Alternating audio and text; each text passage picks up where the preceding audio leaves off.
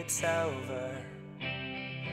Do you need anything like I need you?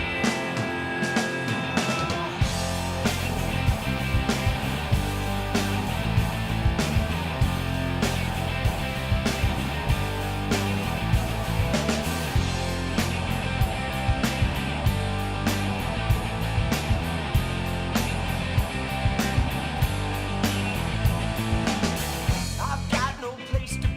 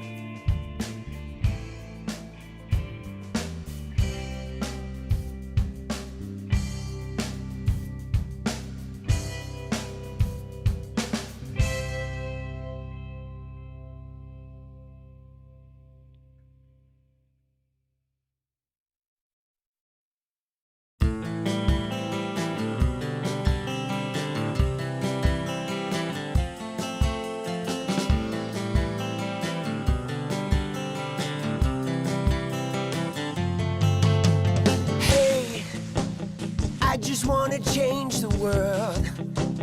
I just want the perfect girl. I don't wanna hang around, I'd rather be found. It gets better, I wonder, my pleasure together. Everyone's waiting, anticipating.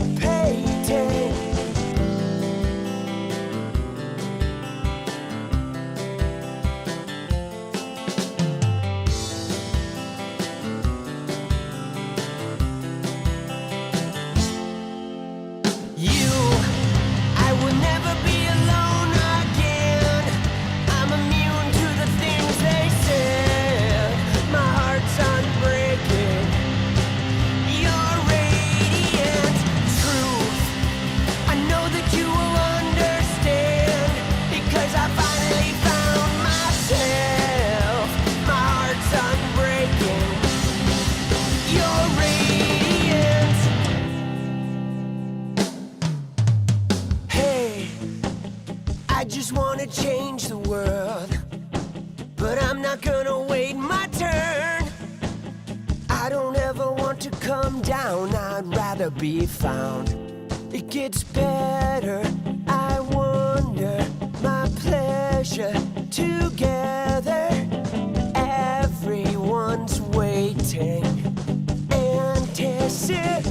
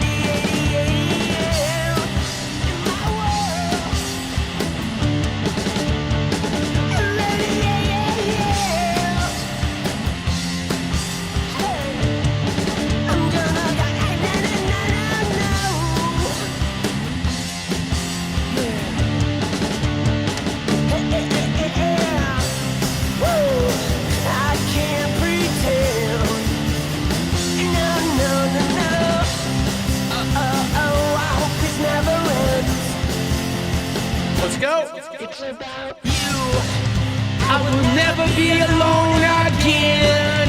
I'm immune to the things they said. My heart's unbreaking. You're radiant truth. I know that you will understand, because I finally found myself. My heart's unbreaking. You're radiant. You're radiant.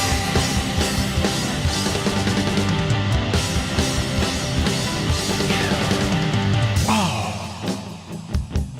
Let's go.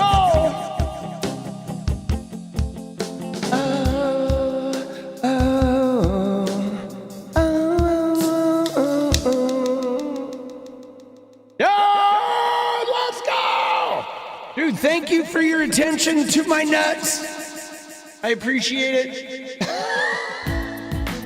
Let's go!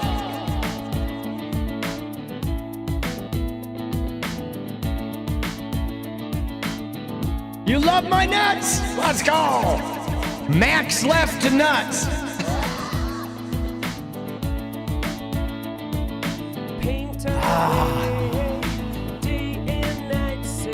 So I'm okay.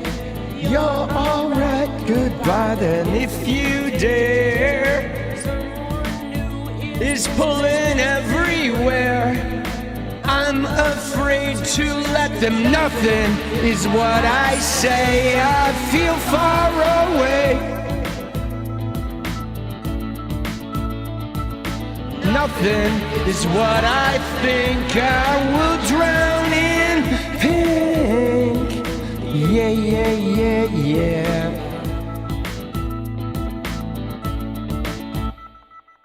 After you.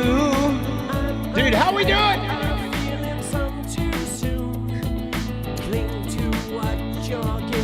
Nothing is what I say. I feel far away.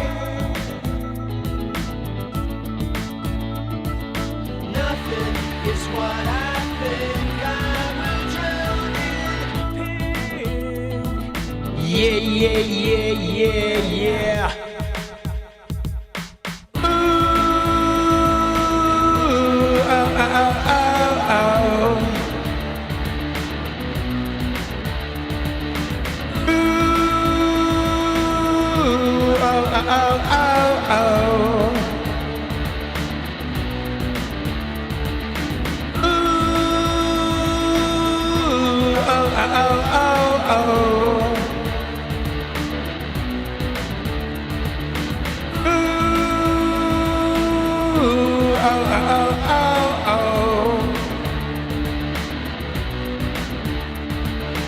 oh. All right, dude, I gotta say, like, just between you and me, I am already sick of the 𝗙𝗪𝗏𝗏 thing. Dude, I am. I made like one video about it and everybody is trying to milk it from like every side, like Taylor and all her cronies. You got Pac-Man milking it. I mean, a couple people haven't really said anything. They made their first statement and they just let it go. But like, dude, I can't go anywhere without seeing everybody fucking...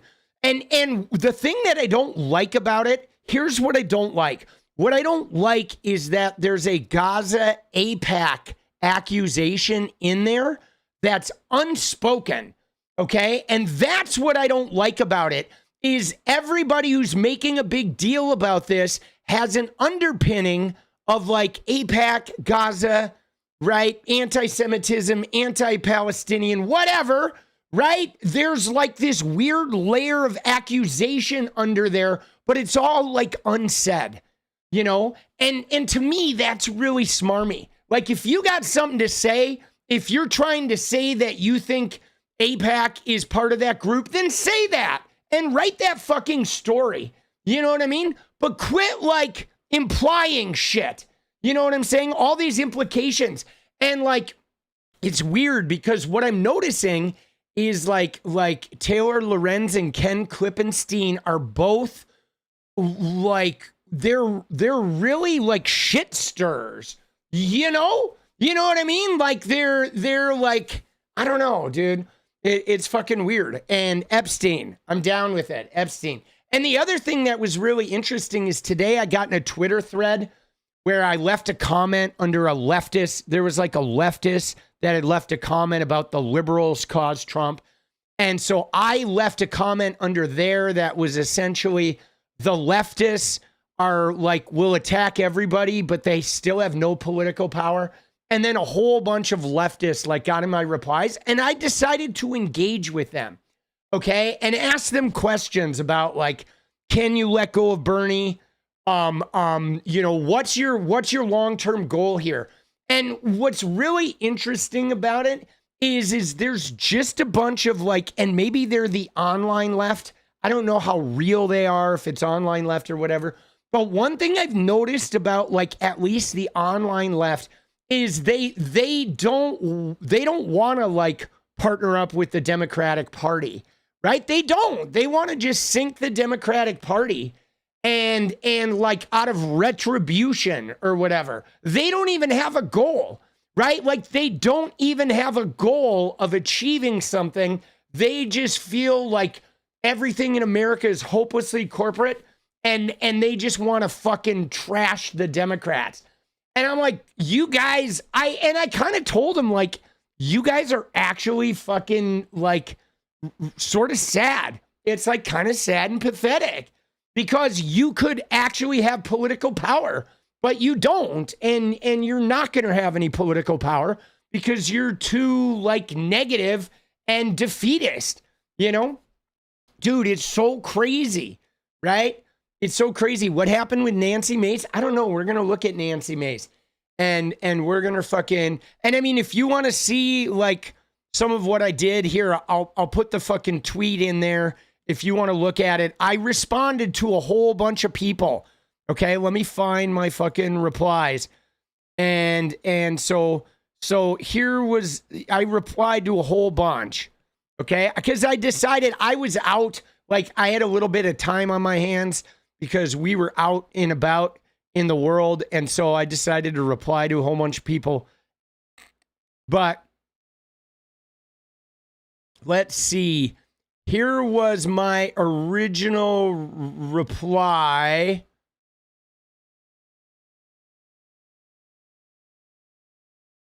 Where was it? My original reply is in here somewhere. Shit, now I can't even find it. Drinking Nancy Mace's tears. Dude, Nancy Mace was like very affecting. Okay? Yeah, well, so here's the deal, guys. When you hear this shit, when these people come out with this shit, it's pretty unavoidable, right? Of like people coming out just feeling wrecked. Okay?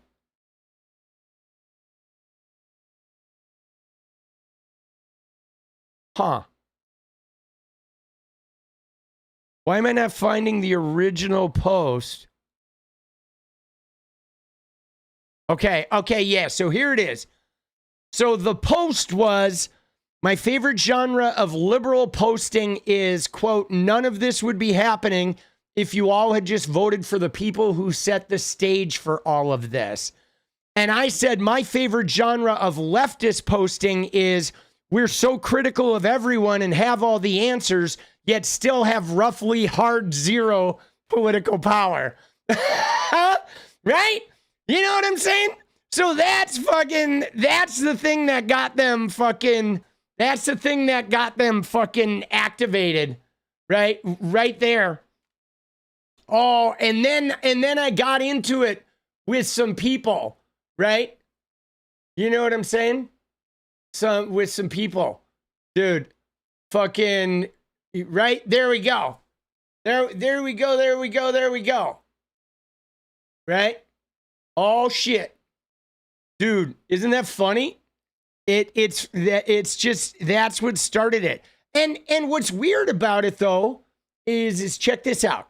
What's weird about this is I don't hate leftists. Like I'm a leftist.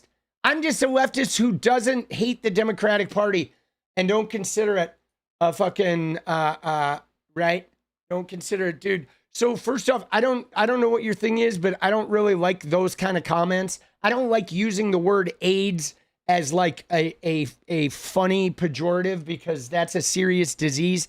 And when I was younger, a president, Ronald Reagan, ignored people dying from AIDS and caused a lot of people to die.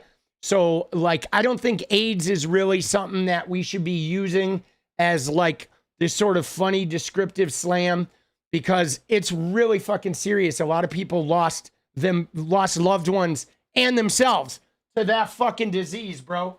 And which largely went ignored because of like anti-gay sentiment in America. You know what I'm saying? So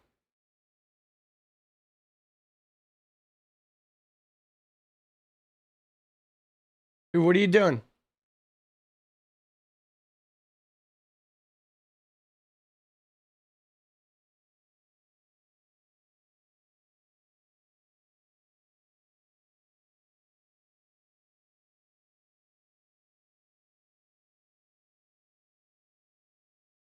Oops, sorry.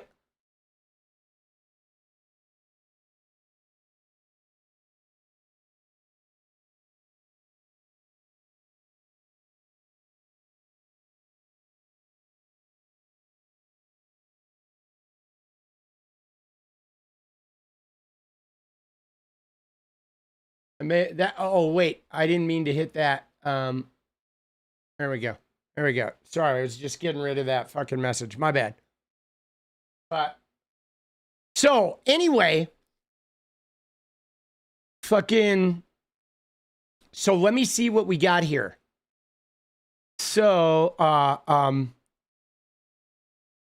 Obama was inching us toward healthcare.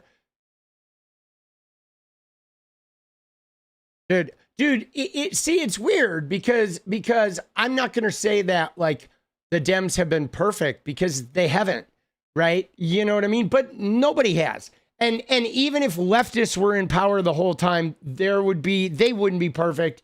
A bunch of their shit would or wouldn't work. You know what I mean? And so there is a lot of hatefulness. Absolutely.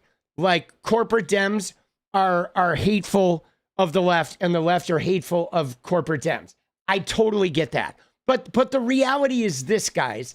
The reality is that whether you love them or hate them, whether you fucking want to like burn them to the ground or you support them fully, the corporate Dems have the power. They have the hands on the levers of power, and the leftists are not going to be able to like end them. Okay, you're not going to be able to end the party. Now, that being said, with that reality there, the leftists can abandon the Democrats and be like, fuck you. We're going full force with our own party. You know what I'm saying? And we're going to just do our own thing, and we're not even going to be concerned with you anymore, right? It's like they can do that option, okay? And that option would sink us for a little while. There would be a bunch of Republican rule. It would split the party. It would be painful and horrible. But if they did that, at least they'd be doing their thing. But my problem is the group of leftists that are trying to sink the Democratic Party instead of starting their own party. And they're trying to like topple it like Trump did the Republican one. And they think they're going to accomplish it. And they're just not. And that's really frustrating, because it's like you're not even doing the thing that you could be doing to help yourselves. You know what I'm saying? And that's really frustrating, because I want them to succeed. I want healthcare. I want funded education. I want to, revamp the policing, right? There's so much I want to do, you know what I'm saying? And well, no, because the thing about it is Bernie's rallies are big, but Bernie's rallies still only speak mostly to white people. Bernie's like not the full solution, dude. He has not figured out a populism that speaks to black and white, right? That's the situation we have in America, guys. There's a racial divide, okay? And so there's populism that black people hear, and there's populism that white people hear. And it's really hard, because the white people in the Midwest, they will go to a Bernie rally and eat that shit up. But the minute that populism is going to pay for black people with their tax dollars, they start getting gun shy and they start freaking out. And like the black people know that, okay? And you have a bunch of older black people that are staunchly, solidly Democratic. Okay, they believe in the Democratic Party because of the Civil Rights Act, because of their parents and their grandparents, and they are only going to vote for the mainstream Dem, no matter who they are, right? They're going to vote for the most mainstream Dem, the older black voters. Okay, so there's a complication there. But I mean, Bernie can go into white rural America, and all of those people will love Bernie. But as soon as you mix the full party together, it gets complicated. That's why Bernie had so much trouble in the South, okay? And that's why Hillary had a lock on the South, and so did Joe Biden, okay? And like, you know what I mean? And so we can't just do the Bernie populism. We need a more advanced populism, right? And maybe Zoran Mamdani can fucking, you know what I mean? Maybe he's going to be able to put a spin on this. I don't know, right? It's hard, though, because a lot of Christians look at him and he's Muslim and they automatically shut down. You know what I'm saying? And so it's really hard. And I don't know how we fix that shit. You know what I'm saying? I don't know how we fix that shit. But it's like, we're not going to figure it out tonight. And I'm not going to go into it too much, but it is kind of a black hole though, right? Because what's crazy about this, guys, is let me just show you one thing, is somebody in here called me Blue Maga, okay? It only took me a few minutes before they called me Blue Maga.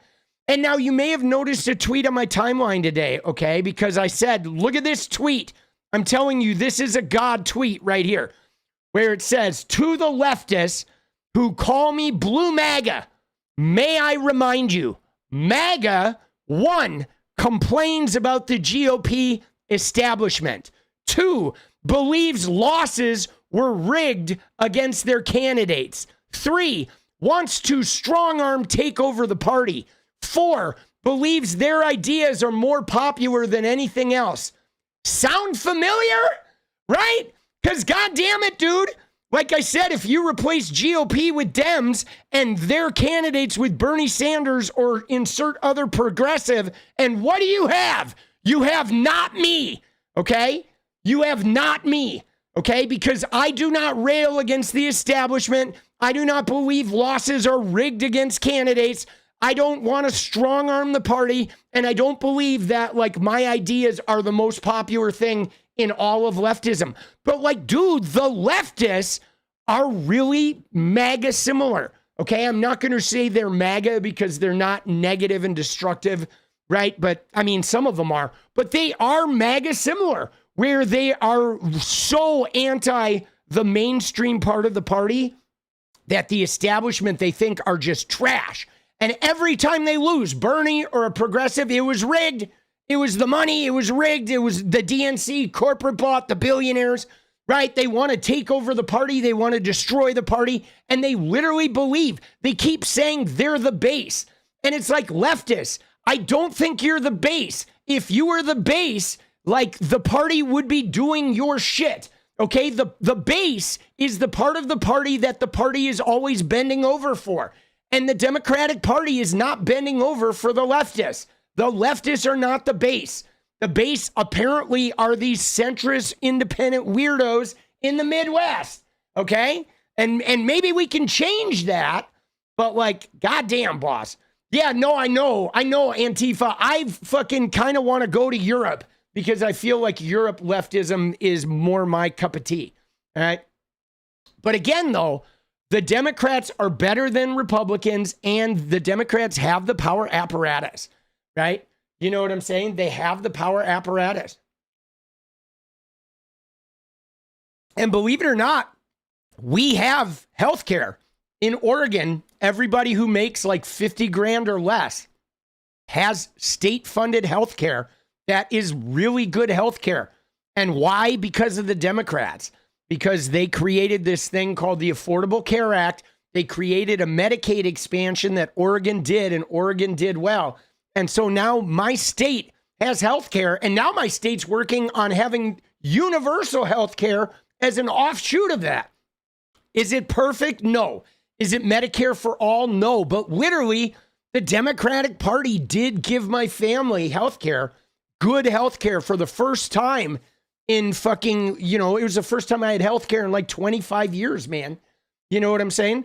And so they've accomplished a little bit, okay? It's a little bit of progress, okay? And like, my God, they fall short in 1,000 ways, but literally they're what we've got.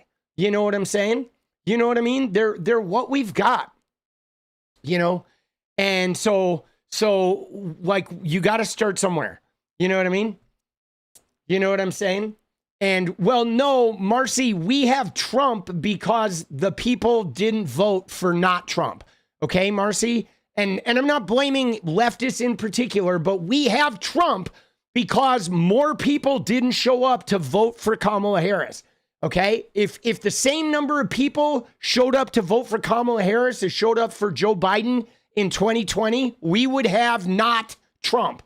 So it's not the Democrats, it's the goddamn voters that voted for Trump, or some voters on the Dem side decided not to vote or to stay home. But it's us. It's because of us. You can blame the party. Yeah, the Dems were shitty, but like between Kamala Harris and Donald Trump, it's the easiest fucking civics test on the planet.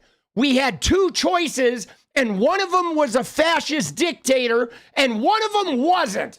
Okay? And so no matter how you felt anywhere in the political spectrum, no matter what your beliefs are, all we had to do was show up and vote for not the dictator, and then we could blow up the party after we fucking won. But the fact of the matter is we didn't. A bunch of us stayed home. A bunch of us chose to not make that civics choice, and then we blame the Democrats, or we blame the leftists, or we blame whatever, the rednecks. But the fact of the matter is all we had to do was show up and vote, okay? And then we could have had not Trump, okay? We literally, like at the end of the day, it's a two-party system. Whether you like them or hate them, you pick the best of the two every time. And if you don't pick the best of the two, then you don't get to bitch and blame it on anyone, because you had an opportunity to pick the best of the two. And if you didn't pick the best of the two, that's on you. Fuck you. That's not my problem. I picked the best of the two, even if I don't like them. Okay? I picked not the dictator. All right? And I don't care whose fault Trump is. I had the opportunity to vote for the dictator, vote for not the dictator, or sit it out. And I voted for not the dictator because it's a two-party fucking system, and that's how it works. You may not like the system, but it is our system. You either participate and vote for the best of the two options, or what the fuck are you doing? At that point, you're just being dead weight. All right, you're going to be like, oh, I'm not happy. I don't like the party. I don't like the candidate, so I'm going to let the fucking dictator take over. Like, fuck that, bro. That's civically irresponsible. All right, and you can say it's integrity and you can whatever, ride this or that. But you have a civic responsibility to show up in a two-party system and pick the better of the two candidates, period. Anything else is just bullshit, okay? It's fucking bullshit. It's child's play. Now, that doesn't mean we're going to be happy, okay? A lot of times I vote for people I didn't even like. Like, God damn it, you ready? You ready for this, guys? I voted for Al Gore in 2000. I didn't like Al Gore, okay? I know Al Gore's Mr. Environmental. I didn't like him, okay? He was from Tennessee. He had a little bit of that creepy Tennessee fucking conservatism to him, and I thought he was boring as shit, and I thought he was really not a fighter, okay? He was too fucking generic. I didn't like him at all, but I fucking voted for him. Why? Because it's my civic duty to show up and vote for the better of the two fucking candidates, all right? And that's just it. You know what I'm saying? It's just our civic duty. It's a two-party system. Now, you can fucking say you don't like the two-party system. Fine, go to Europe. There's fucking 10 parties. Live it up, you know? Yeah, dude. Oh, my God. His wife, dude. Jesus. Don't even get me started on that.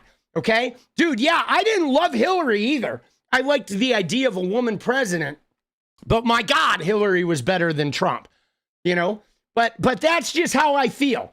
And I don't care if you don't think I'm a good leftist or whatever, you think I have no morals or you think I'm a sellout. I don't give a shit. It's like a two-party system is just real fucking simple. Okay? Every time it's going to boil down, you're going to have two options and you pick the better of the two. And that's it. That's your system. And everything else is just civically irresponsible. You know what I'm saying? But again, right?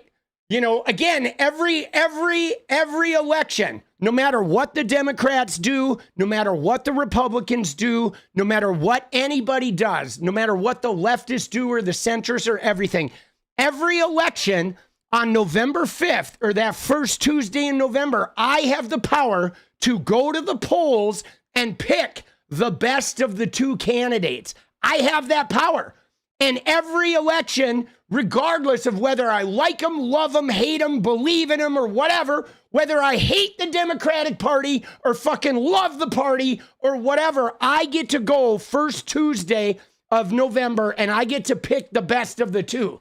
And if you don't do that, then fucking don't cry to me. Don't cry to me about the party or anything because you have that power too. You know what I'm saying? You know what I'm saying? You have that power too. Okay? There you go. You know what I'm saying? And see, the thing is, Marcy, though, is no, if you the thing you say, you will rally your base if you push leftist policies, but I don't see that. I don't see any of there's 535 people in Congress, and there's like 8 that push leftist policies. So clearly, you're wrong, okay? Clearly, 95% of Congress is getting into Congress, getting elected, not pushing leftist policies. So when you say that, if you push leftist policies, you'll win. No, you won't. Because if you did, then a whole bunch of leftists would be in Congress. Like, clearly, that's not the case. Now, that's not to say you can't win. In some places, you can. You can be a leftist like 𝗤𝗏 𝗦𝗂𝗍 in New York City, and you're going to win. You could be a leftist in San Francisco, and you're going to win. You could be a leftist in Portland or Seattle, you're going to win. But if you try to be a leftist in Omaha, Nebraska, I'm not sure you're going to win. Okay? Maybe. I'm not going to say you won't. But, like, for the love of God, quit acting like Congress is filled with 𝗤𝗏 𝗦𝗂𝗍s. It is not. I would love it if it was, but it's just not. Our voters are low information. They're mostly too many Christians that will literally vote for like some Christian bullshit, denial of fucking like satisfaction. I don't understand it. Our voters in America suck. And then a whole bunch of voters that have the power to make the smart choice get all mad because they're like, the party's not treating me right. And they sit home.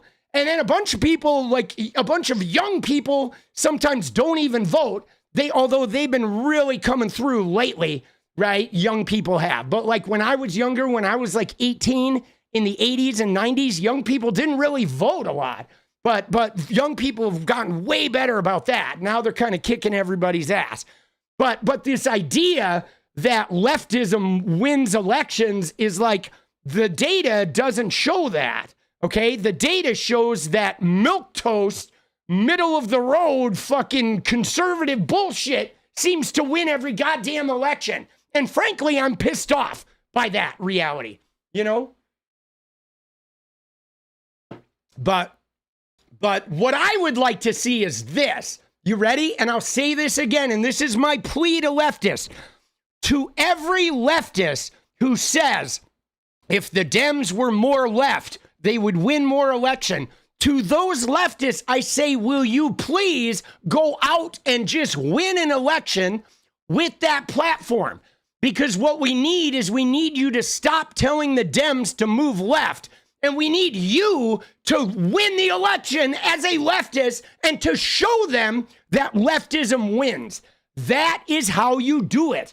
Okay? The Dems are never going to move left because left doesn't win. But if you win as a leftist, you will move the party left because once they see you winning, they're going to do what you're doing. Period. That's how it works. They do what works. Right? That's why if you're saying Dems move left, no, you go win on your leftist platform. And the minute you do it, right? Like they're going to fight 𝗤𝗏 𝗦𝗂𝗍, but when Zoran wins and he does good shit, other people are going to run and win and do good shit. And pretty soon we're going to have some Zorans in Congress.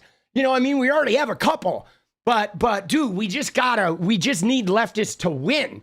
You know what I'm saying? Right? And yeah, dude, I mean, the political parties, like they're beholden to money in our system, right? That's an American system, but that's a reality that's not going away. So that means the leftists have to be shrewder than that. They have to use social media. They have to use whatever they can use outside of the traditional like corporate funding. And again, I think if we can work to try and get super PACs out of the primaries, we'll have that would be helpful. And I'm going to look into that. I am like probing now, right? I am probing people I know in the know that are like close to the DNC to figure out if I want to mount a fucking campaign to get super PACs out of primaries, where do I start with that? Because I really believe I can make that happen. I know it sounds crazy, but I believe I can fucking make that happen. I do. I know it sounds crazy, but I feel like that should be our united goal. Okay? That should be our unity goal as as Democrats or leftists or whatever, the one thing we could unify, the far left, the middle left, the centrists, the liberals, let's unite on one thing. We're going to try to get super PACs out of primaries. Okay? Right? Super PACs out of primaries. Right? That we can do. We have control. We need the super PAC money in the general, because otherwise the GOP would roll over us. But if we can get the super PAC out of the primaries, then you can't have like the health insurance industry or APAC or the oil industry or the crypto industry buy the candidate. Okay? Then, you know, 𝗙ecie𝗶𝗏𝗧𝗏's not going to get 10 mil from the crypto. Right? Right, from the crypto industry, and then maybe somebody not her has a chance in Michigan, right? And I think we fucking get that. If you retire your right to vote. No, why would you do that? Retired people are still paying taxes, boss. You fucking retired people deserve the right to vote. Come on, man. Yeah, I don't trust 𝗙ecie𝗶𝗏 either. I don't like her. Come on, man. I think retired people should vote. I think felons should get their voting privileges back after they get out, right? Once they serve their time, they should get their voting privileges back. Okay? You know what I'm saying? But dude, I'm hopeful. Okay? I argued with leftists today and they were like, you know, I'm hopeful, right? I'm hopeful. I'm hopeful that, like, you know, I don't know. We're gonna keep going. We're gonna keep going. We're gonna keep trying to unite. But again, guys, it's not a perfect system. Okay, the American system sucks. Two parties. The corporate parties suck. The money in politics suck. Citizens United sucks. Voter apathy sucks. But at the end of the day, every November we're gonna walk in and there's two candidates. Okay. And you just have to go in there every November and you have to pick the better of the two. Even if it's only 0.1% better, you pick the least harmful thing. And you may not like it. You may feel like you're dirty and have to take a 2-day shower afterwards because you just voted for something that you can't believe you voted for that. But that's literally all we have. Okay, we're a shitty, genocidal, chattel slavery, corporate, police abusive, bullshit, genociding the natives, war, imperialist, fucking atomic bomb dropping, dirty, degenerate, rapist presidented nation. And like anything we do, we are going to be like sacrificing our integrity. There's no way to be an American and have any integrity because our country is so bad that there's just no fucking way to have integrity, you know? And so you have to pick the better of two options. And if you really hate everything, then you got to run. You got to get in there and you got to bring yourself into, you know what I'm saying? Dude, it sucks. You know what I'm saying? It just sucks. It's like the system sucks. I'm not going to defend the system because the system is terrible and I wish it was better. I wish we had like better options. I wish I got to vote. Now, the primary is where you vote with your integrity, right? So you go into the primary and you vote with your heart. You vote for what you know is right. You vote for what you believe in. And you did that. You did it. You supported the thing. Now, at the end of the day, though, just being an American means you end up supporting, you're a cog. You end up supporting whoever wins. Like if we went Trump win, we're all essentially Trump supporting because he takes our tax dollars and then just does his horrible shit. And we're tied to that. We can say, oh, I didn't vote for Trump, but believe me, the karma Trump creates with America, I still have to pay that debt. So do you, so do your neighbors, right? You can be the most leftist. I didn't vote for anybody who did genocide, but you are still paying the karmic debt of the American like genocide in the Middle East. We're all paying that karmic debt, guys, right? So it's like opting out, you still get saddled with the karmic debt, you know? You know what I'm saying? And Marsha, I mean, I kind of agree with you that I think the Dems consistently going to the center, to the right, I get annoyed by that too. But I'm telling you, the antidote for that is for you to win with a leftist platform. Okay? It's like telling the Democrats to move left. They will not move left until a whole bunch of leftists start winning. Okay? If Zoran Mamdani start winning all over the country, those fucking Dems will move towards that direction. If the money comes in and the power comes in, they will move. They're only after money and they're only after power, right? So if you start winning with that left shit, they will move to that shit. I don't believe they have some like overarching fucking scruples. You know what I'm saying? They don't. But again, though, like you got to stop complaining about how rigged it is. And you got to stop complaining about how impossible it is. And then you have to just participate in the system, right? You do. Or you have to be okay with like the fascists shoving a Bible up your ass. And then you can cry and blame the Democrats or the centrists or the liberals, but you're still going to end up in a deeply fascist country with a Bible right up your ass. Doesn't matter who you blame, you're going to end up fucked. So maybe we should just stop blaming and just do our civic duty to not have the Bible shoved up our ass and try to get in there ourselves and fucking make some shit happen. That's my thoughts. You know, I'm not going to complain at a fucking infrastructure. I'm going to try to use the infrastructure to my advantage. Or I'm going to die trying, you know, but I have I don't know. I'm not really a purist, right? I'm not afraid to get my hands dirty in a dirty system. I mean, I don't know, man. It's just the system is dirty and the system sucks, right? Yeah, but so the thing about it is though, is when you keep saying giving them when they do little for working families is not the answer. Well, you can say that, but then you can't cry about fascism. Okay, because if you don't give the corporate Dems your vote, you're just going to end up with right-wing fascism. That's it. So I guess enjoy the right-wing fascism and then quit crying about it. Just suck it up because you're not going to give the corporate Dems your vote. All right, so get used to fucking, saying the Lord's Prayer like when you show up at work, right? Or being forced to recite the Pledge of Allegiance before you get fucking, released from your work camp. I guess. I don't like that shit. You know what I'm saying?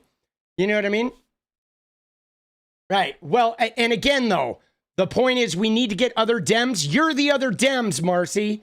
That's just it. The leftists keep saying we need to get other Dems. No, it's like if the leftists won't vote for corporate Dems, but you yourselves won't run for office, then you're the fucking problem. Because you either vote for whatever Dems available, or if you don't like the options, then you need to become the option. You see that? But you saying, I'm not going to vote for the corporate Dem, but I'm not going to run. I'm going to wait until some perfect Dem arrives that I will vote for. See, that's where it's like bullshit, right? Is if you don't like the corporate party, then you have to run and get in there yourself. You don't have any other option. And again, I'm not talking about it anymore because that's it. At the end of the day, we show up at an election, right? You vote for whoever you want in the primary. Vote for the non-corporate. Vote for the socialists. Vote for the communists. Vote for a fucking head of lettuce. I don't care. Vote for Alfred E. Newman in the primary, right? Do that. Yes. Vote for in the primary. Oh, heart and soul, right? Your integrity vote. And then at the end of that, you go to the polls and you pick the better of the two options that make it through, period. And that's it. That's how it works. You know what I'm saying? It's real simple, right? If your guy loses, you suck it up and support the better party, okay? You know what I'm saying? I mean, dude, my people lose. They do. My people lose, right? My people lose. My candidate for mayor in Portland did not win, okay? My candidate for mayor, I voted for the former sex worker who was amazing. She was a socialist. She did not win. All right. But I think my second choice won, or my third choice. Right. But my candidate did not win in Portland. But we have ranked choice voting. So it's a little different. Right. I wish we had ranked. Like, it wouldn't be nice if we have ranked. Yeah. But anyway, I just get tired, though, of this whole, you know what I'm saying? Dude, but so the thing is, though, when you say that Williamson and Dean Phillips, dude, Zick, those two were not serious candidates. Like, are you shitting me? Like, Williamson, dude, Marianne Williamson, she's not a serious candidate. She's a fucking loon, bro. Like, are you kidding me? And Dean Phillips lost to uncommitted in his home state. Those two are not serious candidates. They're fucking morons. Dude, I would rather have a dog fucking be president than Marianne Williamson or fucking Dean Phillips. Are you shitting me? Like, come on, man. I'm glad the party ran over those two. Because if there was a way for one of those two to win the goddamn primary, like, our country would fucking burn to the ground. Like, thank God for the machinery, like, preventing those two idiots from fucking winning. Like, come on, man. Dude, are you shitting me? Dude, I'd take Bernie, but there's no fucking way Marianne Williamson being president, like, or Dean Phillips. Dude, come on, bro. I want the party to make sure those guys don't win. Dude, are you kidding me? Dude, I'm glad the Democratic Party made it. Dude, 𝗙cie𝗶𝗹𝗏, let's go. I love your name. Dude, I am glad the party prevented Dean Phillips and Marianne Williamson. See, that's one of those things where I'm like, go Democrats! Oh, dude, if my party let Marianne Williamson or Dean Phillips be the candidate, I would find a new goddamn party, bro. God damn. There's no fucking way, bro. Dude, I mean, don't get me wrong. I'm sure Marianne Williamson is like a nice person. I don't think she's bad. I don't think she's like Jill Stein, where she's just a dirty, like, ill-meaning grifter that's absolutely just trying to fucking plant seeds of turmoil because she's resentful that she can't be president. I don't think Marianne Williamson is like that, like Jill Stein. But, like, my God, dude, she just didn't have the aura to be president, man. You know what I'm saying? Like she's not really the I don't know. I don't know, man. I feel like she didn't get in government.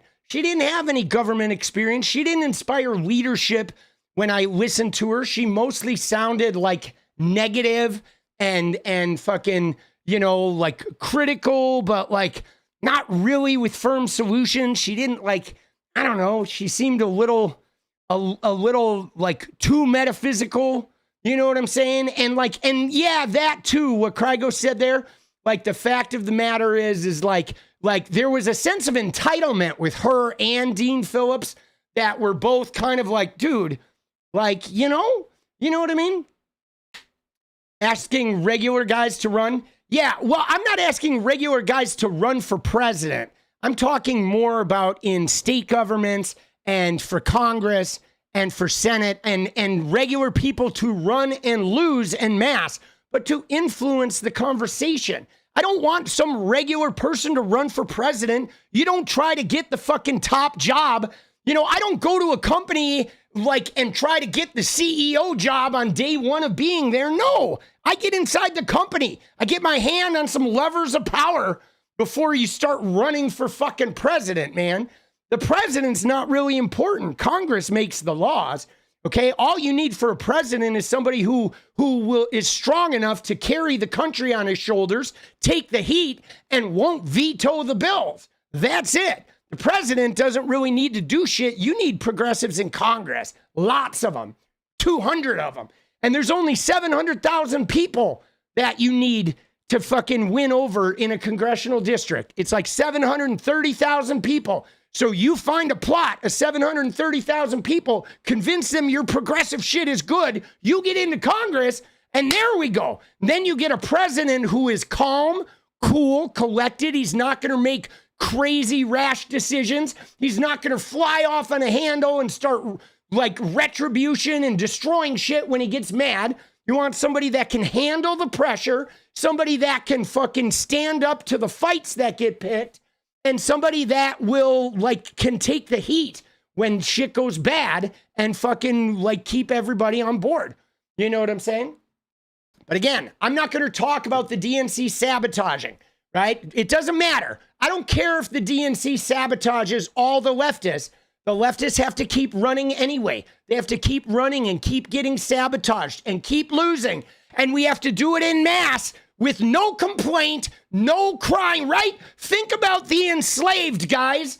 There were black people that built this fucking country. They were enslaved. They got freedom. They got put back in jail. Vagrancy laws, segregation, 100 years redlining. And they're still out there. Not fucking like making this whole fucking hissy fit. They're voting for the fucking Democrats. They're out there still trying to make the country better. You know, so look at them and say, God damn, bro, if the black culture in America can survive chattel slavery, we can survive the DNC sabotaging us and fucking keep showing up and fucking quit being fucking crybabies about, oh, they sabotaged me. No, who cares?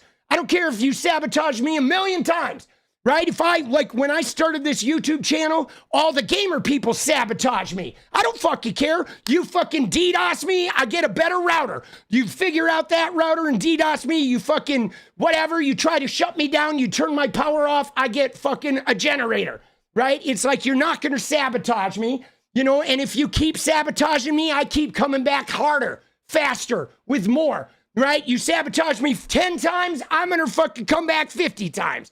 Right? You know, it's like, I don't care.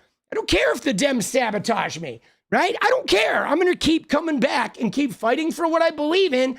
I'm not gonna focus on them sabotaging me. I'm gonna focus on me acquiring some incremental fucking change and taking the wins, right? Like, I'm not gonna worry about Hakeem Jeffries. I'm gonna worry about Zohran Mamdani, okay? And right, you know what I'm saying? And then we get Zoran in there, and then maybe we get maybe in Michigan, instead of fucking Haley Stevens, the crazy Mennonite-looking chick, maybe we get Mallory McMorrow or the guy that Hassan likes.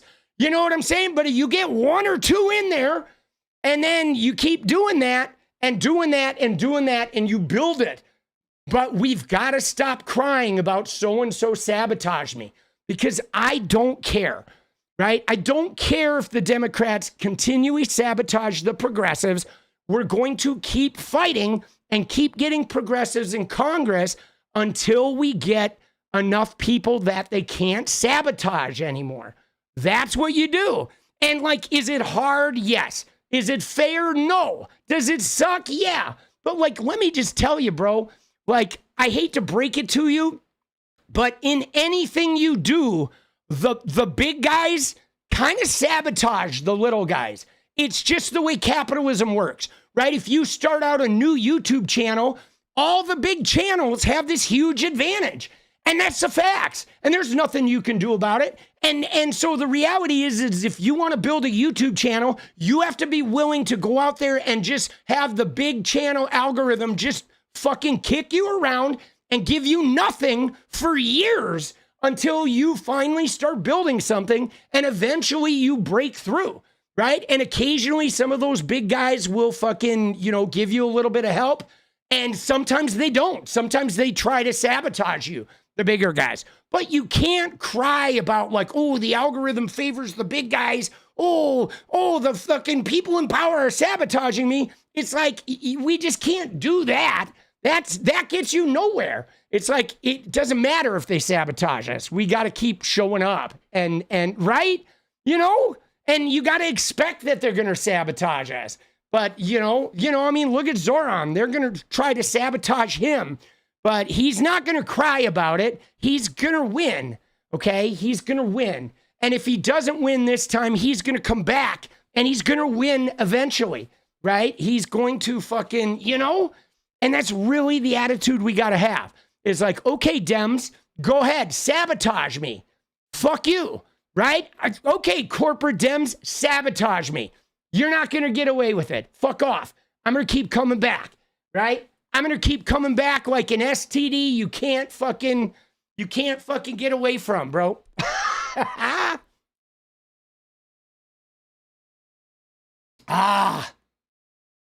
Let's go, baby.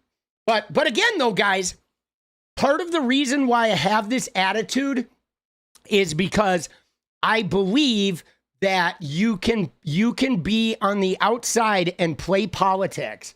Okay, I believe it. You got to play politics. I mean, I've done it with jobs. I've gone into conservative workplaces and made them less conservative by playing politics. I mean, it's possible, but you can't do it by like crying about the way people fucking like put spokes in your wheels. You know, unrelenting is a great way of putting it. It's like the more they sabotage you, the more unrelenting you gotta be. And it's hard. It's hard to be unrelenting and not get discouraged, right? But you got to figure out a way, you know what I'm saying? And dude, the thing about this though is to the people who say, "Oh, you're not punk." You need to get off. Like, you don't get to tell me what I am, right? Because I don't have to fulfill your version of punk. Okay? I'm punk. I live my life. I do my shit and I don't fucking complain. I don't walk around blaming the saboteurs or, "Ooh, they prevented me," or, "Oh, YouTube won't let me grow." I don't fucking cry. I just fucking show up again and again and again, whether my dick is getting kicked in the dirt or whether I'm succeeding, and I show up and fight. And that is punk, okay? Showing up and giving it your all relentlessly is punk, period, okay? Punks don't quit. They don't quit because the jocks scared them away from their hangout. No, they keep showing up. They don't care if they get their asses beat 100 times. They're going to keep showing up. That's punk, all right? You keep showing up. You know what I'm saying? You know what I mean? Like, fucking A. Dude, let's go. Let's go. All right, but now let's go cover some shit because I'm already bored with this conversation. I know it's hard to stay excited though, guys. But like, we can do this. Okay, we can do this. We can do this, man. You know what I'm saying? And there's a saying that I live by. Okay, you ready? You ready? I'm gonna type it in there. I'll bring it on the screen. Okay, watch this. Let me find it. All right, it is this right here. You ready? I'm going to show you the fucking thing that I live by, guys. All right, here we go. Watch this. This is the thing that I live by, guys. I'm telling you, all of you out there, you ready? Right? And you know what I'm saying? So look at this, guys. You ready? And so the thing, Zik, is here's the deal. You're boiling it down to the notion that people who don't like the current state of politics should run or shut up. It's not about that, Zik. What it is it's about you figuring out a way to not just be complaining at a Democratic Party that is sabotaging you, because you're not going to get anywhere that way. You need to figure out a way to be empowered, bro. You need to figure out a way to where the Democrats sabotaging you doesn't get you down, bro. Where you're invulnerable. They could sabotage you 1,000,000 times and you're going to show up and pop them in the jaw right afterwards. Okay? Why do you need to develop that attitude? So you can get involved and really make shit happen. You can't make shit happen when they're sabotaging you and there's nothing you can do to make it better. You got to quit being a fucking person who's like, they've prevented us from doing anything. That mentality is your problem, not the Democratic Party. Okay, now, this is what I'm talking about. Look at this shit. You have all these fish here, all right? And this fish is taking the jump, and he's trying to get in this bowl. And maybe he makes it, but I'm telling you, there's 3 points on here, guys, that if you can live with this philosophy, you win, always. Number 1 is action is the foundational key to all success.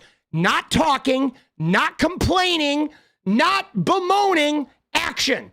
Okay, action is the foundational key. You don't complain, you take action.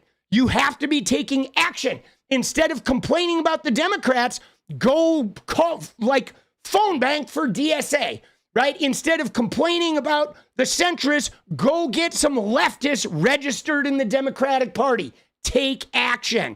Okay, number 2, imperfect action is better than perfect inaction. This is the important one, okay? The Democrats are not perfect. They're shitty, they're corporate, whatever, but they're still taking some kind of action always. They got us a little bit of healthcare. They fucking got us a little bit of civil rights here and there. But the point is you yourself, it's better to take action and do it poorly or fuck up or do the wrong thing than to sit around waiting for everything to be perfect for you to then make your move. Because action is the foundational key to all success. Even if it's the wrong action, the imperfect action, even if you fuck it up, it's better than sitting around talking about action. And here's the big one. Number 3 in the bowl, all right, is success consists of going from failure to failure without loss of enthusiasm. And this is the hard one, right? The Dems fuck up Bernie. The Dems fuck up all the socialists. They screw us, whatever, failure, failure, failure. They keep fucking us over. But your success is when you stay enthusiastic. I don't care if they sabotage my candidate 1,000 times. On the 1,001st time, I'm still pushing the candidate full of enthusiasm and unbridled, relentless energy. That's where you find the success, okay? You take action always where you can. You don't wait to be perfect. You fucking just take the wrong action, but at least you're taking action. And then no matter how much you fail, you are in charge of not losing your enthusiasm and staying like, I can still do this, okay? You know what I'm saying? And that's, if you do this, guys, you just can't lose, man. And I'm telling you, this shit works, bro. It works. I mean, dude, I was in a funk for like 2 years, okay? I was, because I was a gamer. I was on top of the world, man. I was fucking world famous in 2021. I was making 10, 15 grand a month. I had a G Fuel sponsorship. I had fucking money and adoration, fucking fame. I'm going to TwitchCon and everyone's asking me for my autograph. And then I stood up to Andrew Tate. And then all the gamers got mad at me. And then it was like, oh, a whole bunch of crisis. Everyone was mad. Oh, he's woke, this, that, or the other. Shit started falling apart. Dude, I lost all of that. I lost the fame. I lost the money. I was making $200 a month switching to politics. I had people in my DMs every day, hundreds of messages with people calling me the F slur and telling me you suck at politics. Nobody's watching your YouTube channel. Your video only got 12 views. You fucking piece of shit. You're never going anywhere. Just this noise, bro. And I just kept one foot in front of the other, right? Oh shit. Okay, this sucks. Oh my God, I made a bunch of videos that sucked. I changed my channel name. I took 6 months off. Oh shit, fuck. And then the election happened and I was like, dude, now I gotta go. And so I stopped playing games. I had no income. I had 20 viewers on my fucking Twitch stream from 2000 to 20. And I just kept going, showing up every day. And voila, here we are. I'm actually paying my bills now. But the point is during that time, I had to like put out the fucking gamers that were sabotaging me. I had to forget about the gaming community that I felt some resentment. I felt like they turned on me because I fucking stood up to Andrew Tate. I had a lot of resentment. I had to fucking work through that shit. I had to let it go. I had to just keep fucking going. You know what I'm saying? And I'm telling you, this shit right here on the screen, this shit works. It does. You remember, you take action. You don't have to be perfect, right? Don't wait around until it's perfect. Just get out there and get in the game. And then no matter how much you fail, stay enthusiastic, okay? You can't control the failure or success, but you can control the enthusiasm you have after that failure or after that setback or after they sabotage you. And I'm telling you guys, if we can internalize that type of worldview, then we're going to change the Democratic Party. We're going to change the corporate fucking overlords. Okay, we're going to. Yeah, no, that's a great one. What Furrow said, don't let perfect be the enemy of good. Dude, it's hard, man. It's fucking hard. It is hard, but like we gotta, the thing is I just think it's like, you know, especially right with fucking, you know, voter registration is a great place to start. Okay, one of the things you can do, right, if you really want to change the Democratic Party, instead of us crying about Bernie or the superdelegates or how they sabotage the socialist candidates, what we need to do is we need to go out and find 20 new leftists every month and get them registered to vote Democrat. Okay, so then maybe we can turn out enough people to even beat the money candidate You know, if we can't get rid of the money, let's get more far left people registered to vote. So then we can outvote the money people, you know? And dude, let's go, Cocktail. I love it. I just hope you guys understand that I am a leftist, right? But like, my point of contention is not that you're wrong about the Democratic Party, because you're not. And no, it's not toxic positivity, chick, because toxic positivity is when it's fake, okay? Like the thing about this is, with this success going from failure to failure without loss of enthusiasm, you notice it's loss of enthusiasm. It doesn't say you gotta be happy. It doesn't say you gotta be positive, okay? The enthusiasm is just to keep going, to keep attacking. You don't pretend like, oh, I'm so happy that I'm getting fucked over by the Democratic Party. No, you feel that pain and you feel that pressure and you feel that rage, but instead of turning that rage inward, oh, they sabotaged us, we can't defeat them, fuck them, they're corporate overlords, you get enthusiastic to stay in the fight. It's not about being positive, it's about being enthusiastic. There is a difference. Okay, enthusiasm is just about getting yourself to show up and do what you need to do. It's not about having to enjoy it or feeling positive. Like, I can be enthusiastic about doing the work, right? I can be enthusiastic about doing the work even when I'm fucking depressed, okay?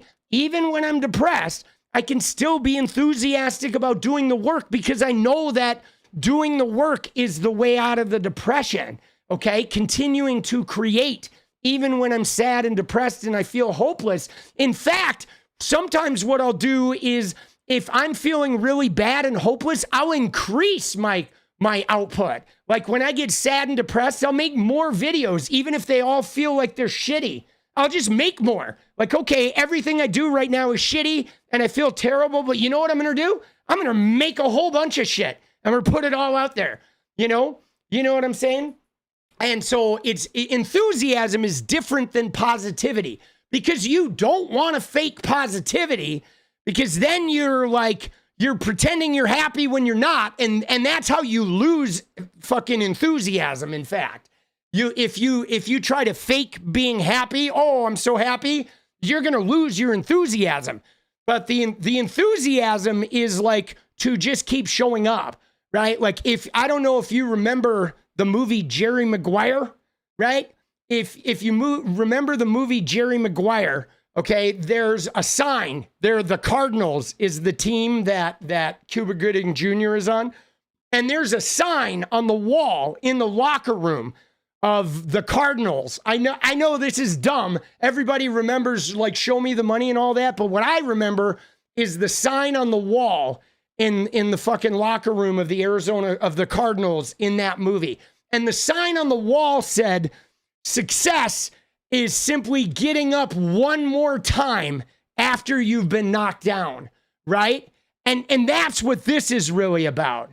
It's like the fact of the matter is the success isn't about getting to the Super Bowl, isn't about fucking winning the trophy. The success is like, every time you get knocked down, you get back up and you put yourself into the game and fucking give it your all, right? You know what I mean? And that is a really important lesson to learn. Is like for me, I am kind of like I don't spend a lot of time blaming, okay? You know what I'm saying? Dude, killer, let's go, baby. You know what I'm saying? Like, I think blaming or being like, ooh, that person held me back, or that person prevented me from getting this thing, I think that is a really self-destructive fucking force. And that doesn't mean you let them off the hook, right? You know what I'm saying? But like, you know, I guess it's like, I look at it and in most instances, I realize that my light shines bright. Okay. So everywhere I go, there's always somebody that's going to try to sabotage me or put out my light or try to put me on a dimmer switch. And so what I do is, instead of focusing on them and the times that they dim me or extinguish my light or whatever, I take them out of the equation. And I just recognize that I'm always going to be sabotaged. They're always going to be gunning for me. And that's okay, because that's about them.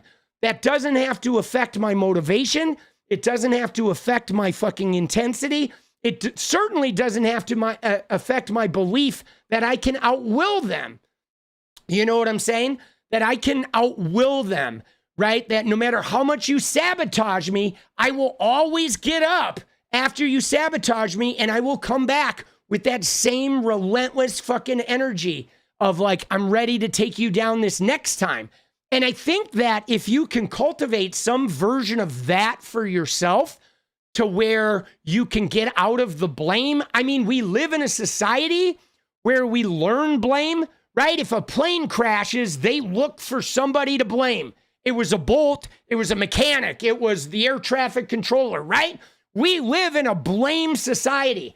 But if you can take blame out and just remove the idea where sure, people fuck us over, they trip us up, they sabotage us, they treat us unfairly, but what you do is you take that shit out of your equation, because your equation is more like, what do you do after they do that shit to you, right?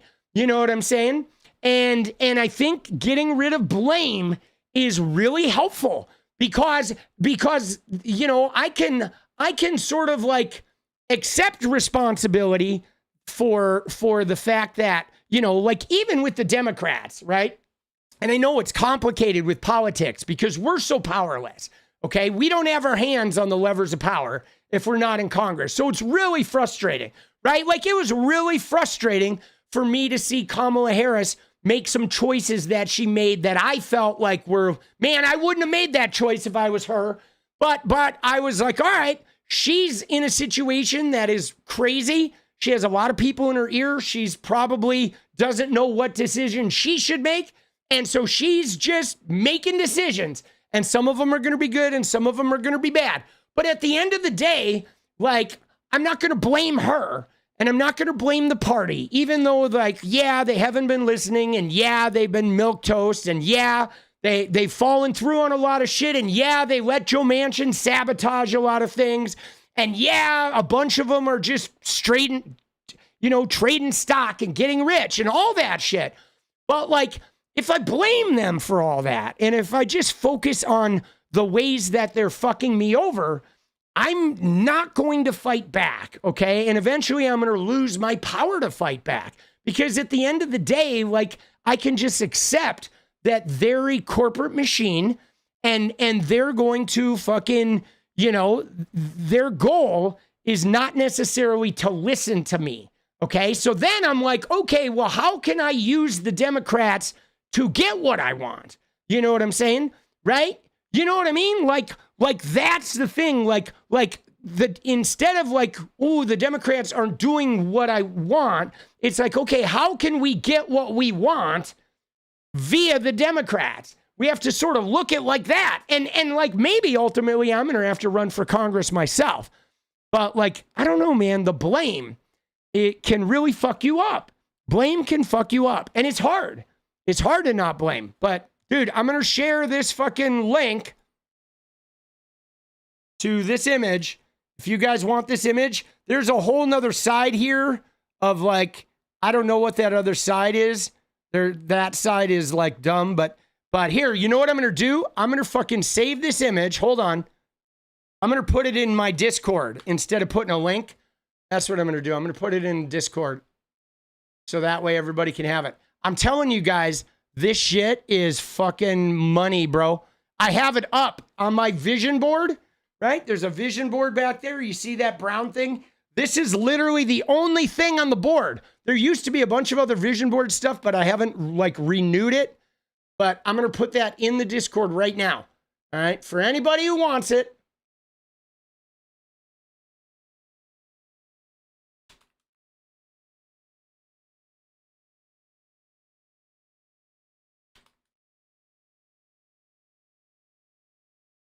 But I hope you get like a pep talk out of this. I don't want to discourage you. And I don't want people like, even with the leftists and shit, I don't want people to think that I'm telling you have to like the Democratic Party, because you don't.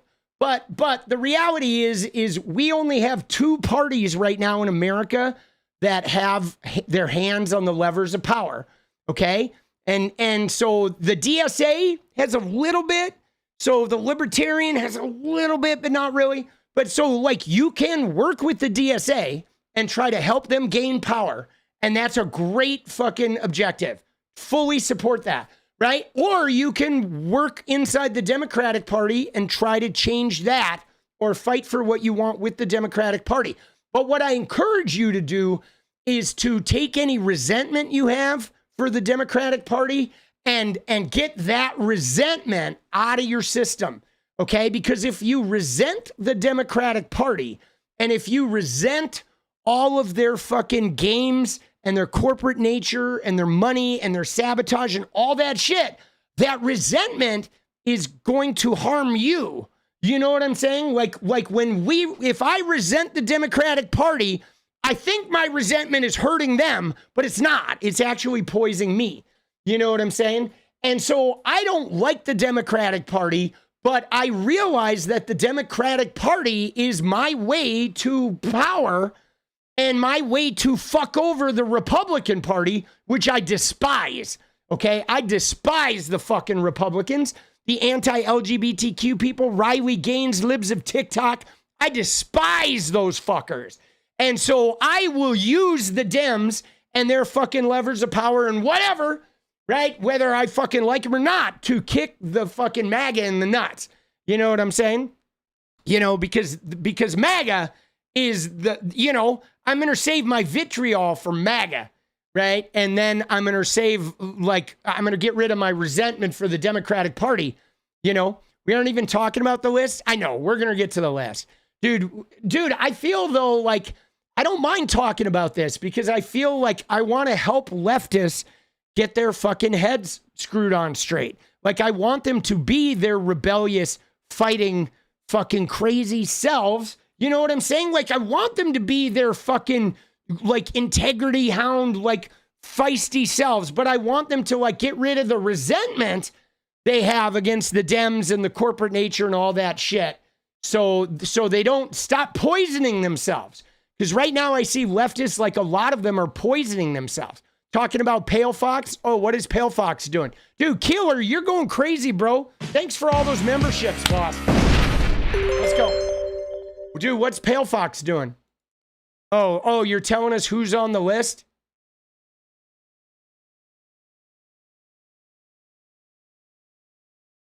All right. But, yeah, I mean, all right. We'll take your word for it, dude.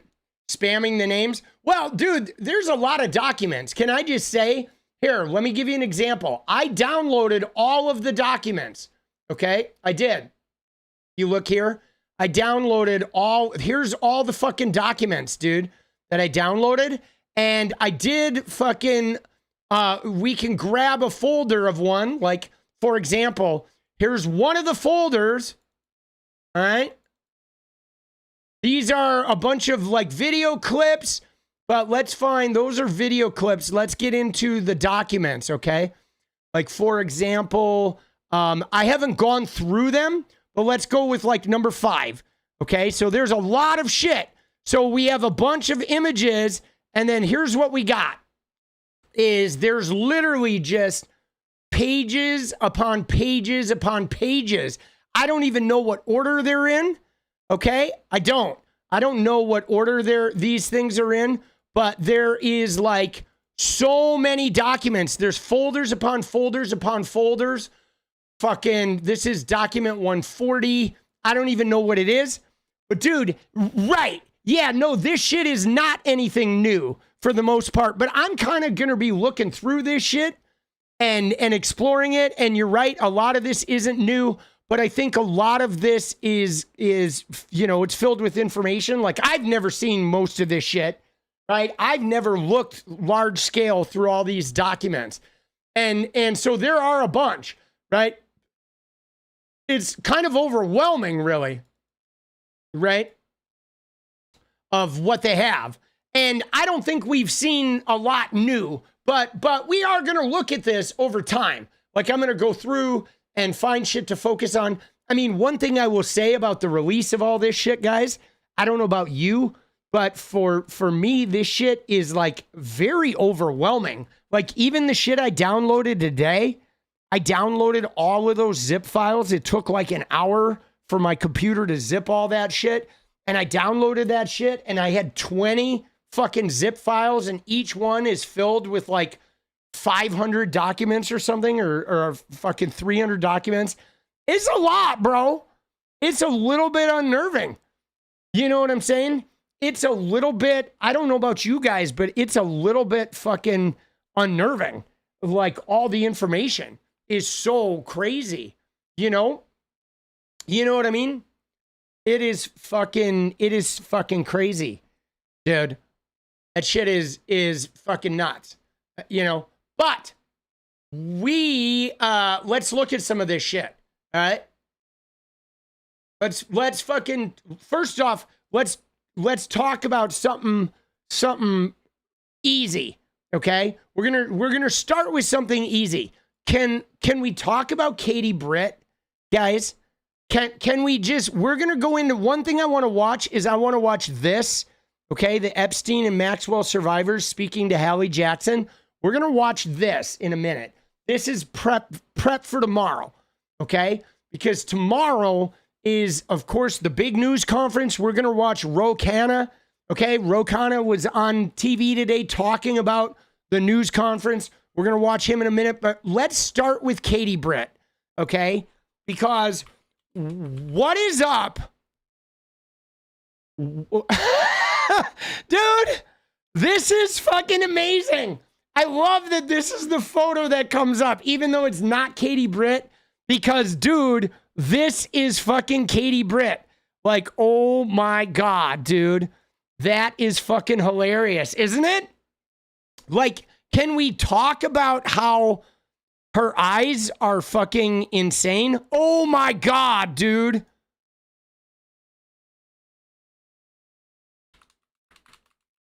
Dude, some of this shit is too good, bro. Holy shit.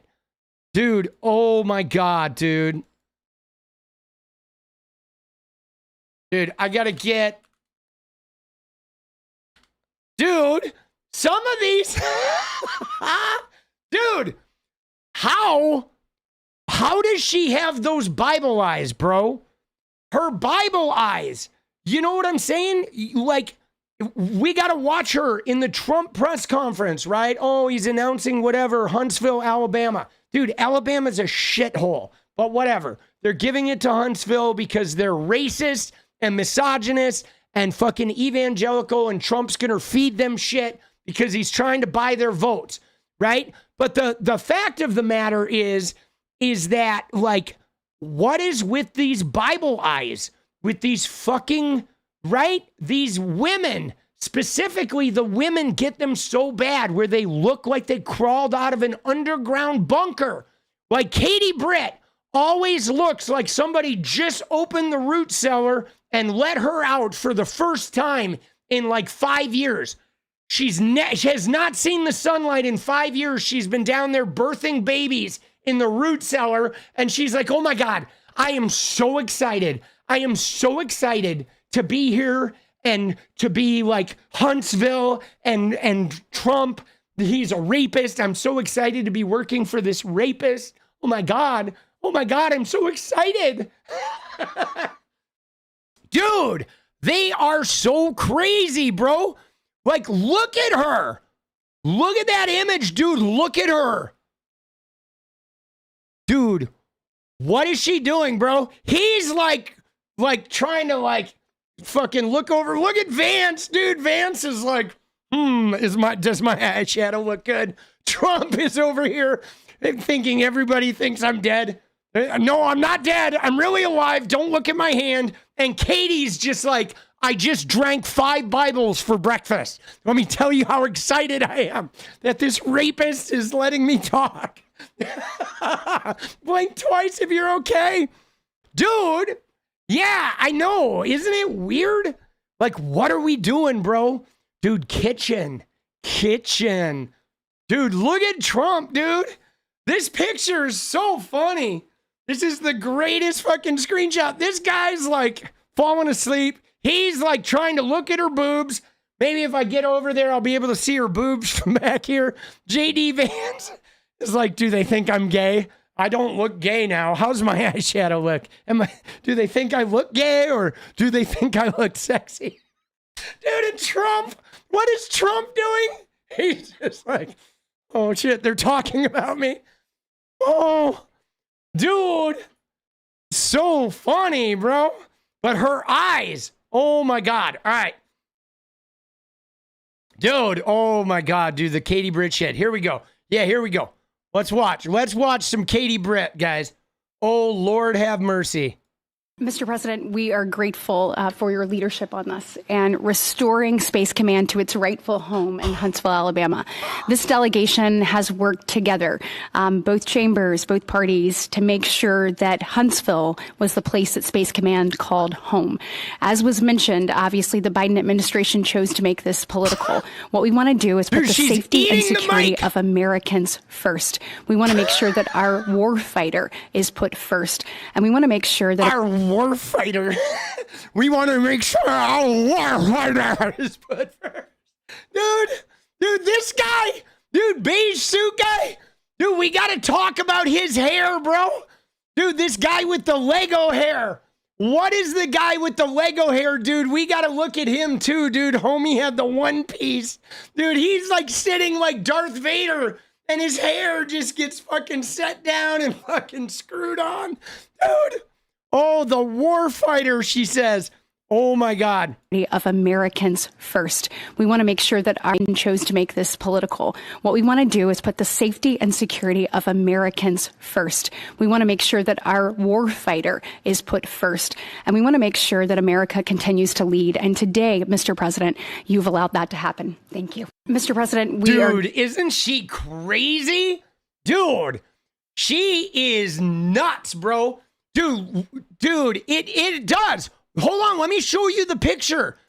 I'm telling you, Lego hair. Dude, I posted about this guy earlier today, guys, because he was so funny. Look at him, bro. Where is he?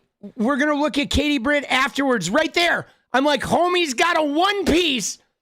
Dude, look at it. Somebody in the comments here of this tweet said, dude, his hair has a shadow.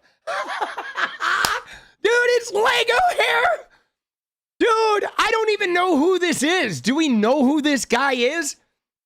Yes, when she says Americans, she means white Christian people. That's what she means. She means Americans, but I think she also means white Christians. But dude, look at this guy's hair. It's got a shadow, guys. There's like a half-inch fucking shadow. Isn't that nuts? I have never seen a guy with hair like this. Like, this blew my mind, dude. This guy blew my fucking mind. Dude, let's do a dance party goal. Hold on, guys. We got fucking super chats coming in. Light blue, $2 or more super chats. Let's go, baby. There it is. 10 or more of those. We dance. Oh, shit. Hold it. What am I doing? Why am I doing a poll? I don't want to do a poll. All right, there we go. Dude, this guy's hair is so funny. Dude, do we know who this guy is? I know it does look like a Saturday Night Live skit, doesn't it? Killer, dude, let's go. Dude, thank you for all those memberships. Dude, we're in purgatory, boss. We are in deep purgatory, but this guy is so funny. Mike Rogers, Alabama. Okay, Mike Rogers. But dude, look at the comments. Dude, the comments, I was like, dude, Lego hair. This guy, that rug has a shadow. And I was like, oh my God, dude, it's true. Homie has gap. Dude, gap. Homie has gap, dude. Dude, that shit was wild, bro. Dude, it is Lego hair. Oh, dude. That shit is funny, bro.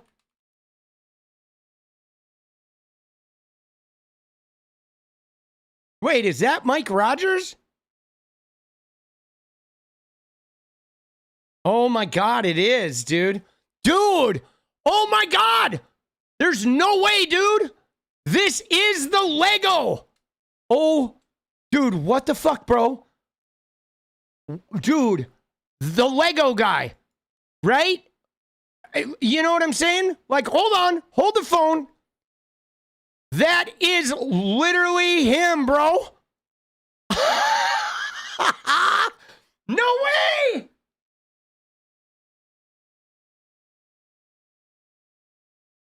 All right, hold on. We got to do this, dude.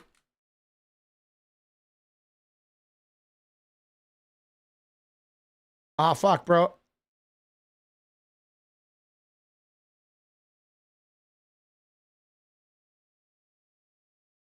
Dude, I can't nail it. Oh, you can pause a GIF. Okay. There we go.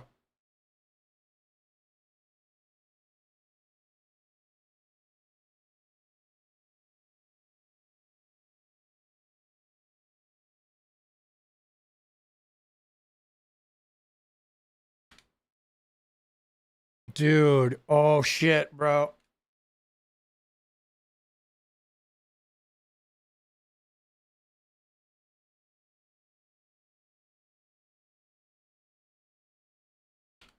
Let's go.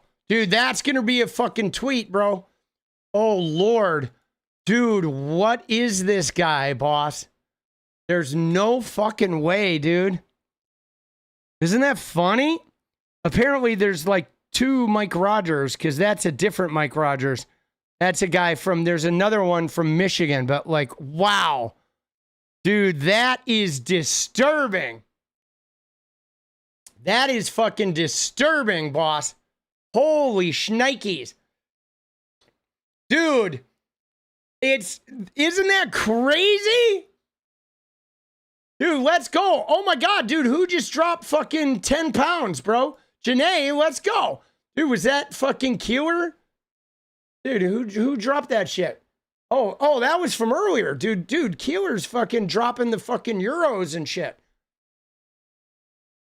Dude, that 𝗙𝗪𝗪𝗪𝗀, yeah, dude, that's funny, bro. See, the crazy shit is, dude, I'm fucking bald as anybody, bro. Look at that shit. Dude, I am bald as a motherfucker. But like when I go out during the day, dude, like when I went out today, I was out and about, went to fucking Hawthorne and shit. I don't wear a hat, dude. I let the bald fucking flow, baby. I go out with my fucking natural hair. I'm probably, when I get it cut, I'm probably going to stop wearing hats here. I don't know. I kind of like, you know, I don't really know that I want to do the Tim Pool thing. You know what I'm saying? Like, you know, like I like wearing hats and I like being able to accessorize myself with color and shit. But like, I don't like, if I go on, I wouldn't want to wear a hat on a news program. But then I also, it might be startling for me to fucking go on a news program without a hat. I mean, I suppose Tim from the Bulwark does that. He wears hats. But like, I don't want to just be the hat guy, right? You know, I want to like have a little of both, you know? You know what I'm saying? He's streaming a beanie. Dude, you sent to Cash App? All right, dude, Owl, dude, Cash App is great, boss. Dude, we love Cash Apps, all right? Cash App is fucking stupendous, right? No, nobody's going to eat your lunch for fucking sending to Cash App, bro. All right? That shit is fucking golden.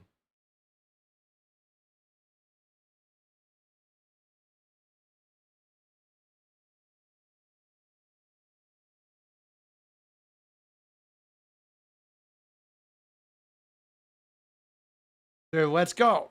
Dude, yeah, you just did it, right? $2 right now. Thank you, boss. Appreciate you. That's beautiful. Dude, we love it. Thank you very much. I'm hearting it right now, dude.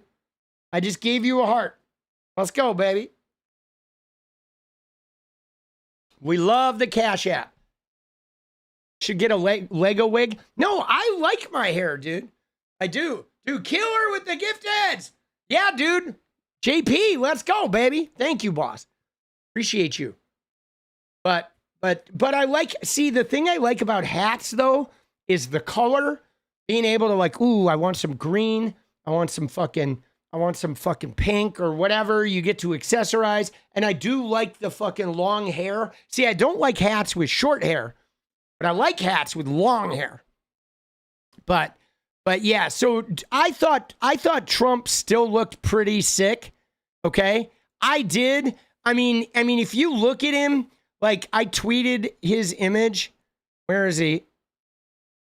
We're going to look at Katie Britt's video here, but I tweeted, fucking right here. Okay. And so if you look at him, right, let's look at fucking, yeah, no, I wear this one for 2 reasons. Well, 3 reasons. One is because I love New York City. I'm a huge fan of New York City. My 20-year-old son is getting ready to move to New York City as soon as him and his girlfriend find a place. So 1 is I love New York City. 2 is it's got an American flag on it. And 3 is there was a time when my son was a Jets fan, which is why I bought it. It was when he was a Jets fan, I bought a hat so I could fucking be a Jets fan with him, right? And a 4th one, I guess, is that it's green, and I normally never wear green. I never wear green. I don't like the color green, but Elvis is green. So when I wear the Elvis shirt, I either wear the Jets hat with green or I have a NOLA hat with like a green bottom. I'll wear a hat where the underside of the bill is green because I like to match colors. I'm fucking quirky like that. I like the colors to fucking complement each other. I'm an artist, you know, and I like my dress to reflect that. But so to look at Trump, okay, here's what I noticed about Trump. Okay, the first thing I notice is look at the creases around his eyes.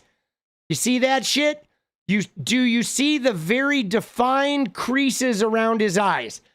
Yes. So there's, you see these really defined creases? So Trump has been doing extra work on his face. This only makes me think more that he's had some strokes, guys. Okay? He's definitely had strokes. And because I think he's been wearing goggles, I don't know if he's been getting into tanning booths or if he's been doing some type of like facial mask type shit that is like trying to like lift his face. I think he's had some strokes and has been doing extra fucking work on himself. It would explain the edema and the fact that they be feeding him medication in his hands and shit. But if you look at his face, look at the left side, guys. I don't know if you see it, but the left side seems like droopier. Okay? The right side is more fucking, I don't know, more robust and full. The left side looks tight and a little bit fallen. Okay? It does. Dude, I think he's had some fucking strokes, and I think they're affecting the left side of his face, which is why that shot looks so creepy when he was in the limo and shit. He's fucked up, bro. And I know today, or his right side. Sorry, you're right. It's his right side. Thank you. Stage left. My bad. The right side. You're right. The right side. It's the side on the limo, though. It was the right side in this fucking picture, right? Let me find it. Hold on. Let me grab the photo. I was talking about the side of him in the limo. This one, which is his right side, right? His right side. Yeah, that's his right side. So there is some kind of fucking, something's going on with him, right? And I'm sure they have been like getting his energy up. They have been fucking working on him. And, the press conference was pretty short, but all he had to do was show up and get jazzed. But yeah, dude, he doesn't look good. His eyes are really puffy. If you'll notice, his right eye looks sort of dead. You know what I'm saying? His right eye looks a little bit dead. And I've been noticing this for a while. So I think he's been affected by some strokes. Fucking like significantly. Yeah, he doesn't look well. He does not look well at all. Homie is last leg in that shit. But can we just look at Katie Britt here for a minute? There's one more fucking video of hers that I want to watch. She had some fucking Bible eyes going on.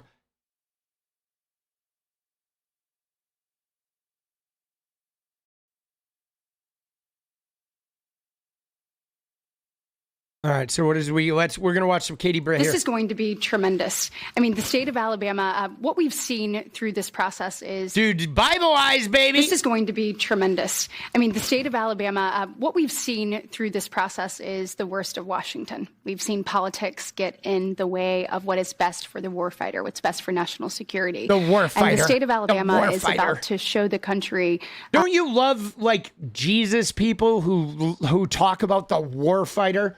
Like, you know what I'm saying?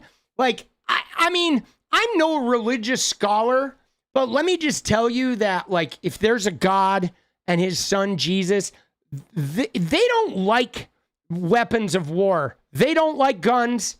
They don't like missiles and bombs and howitzers. There's no fucking way they like watching their creations get chewed up by other creations. Okay? Right? You know what I'm saying? Like, dude, there's no fucking way, bro.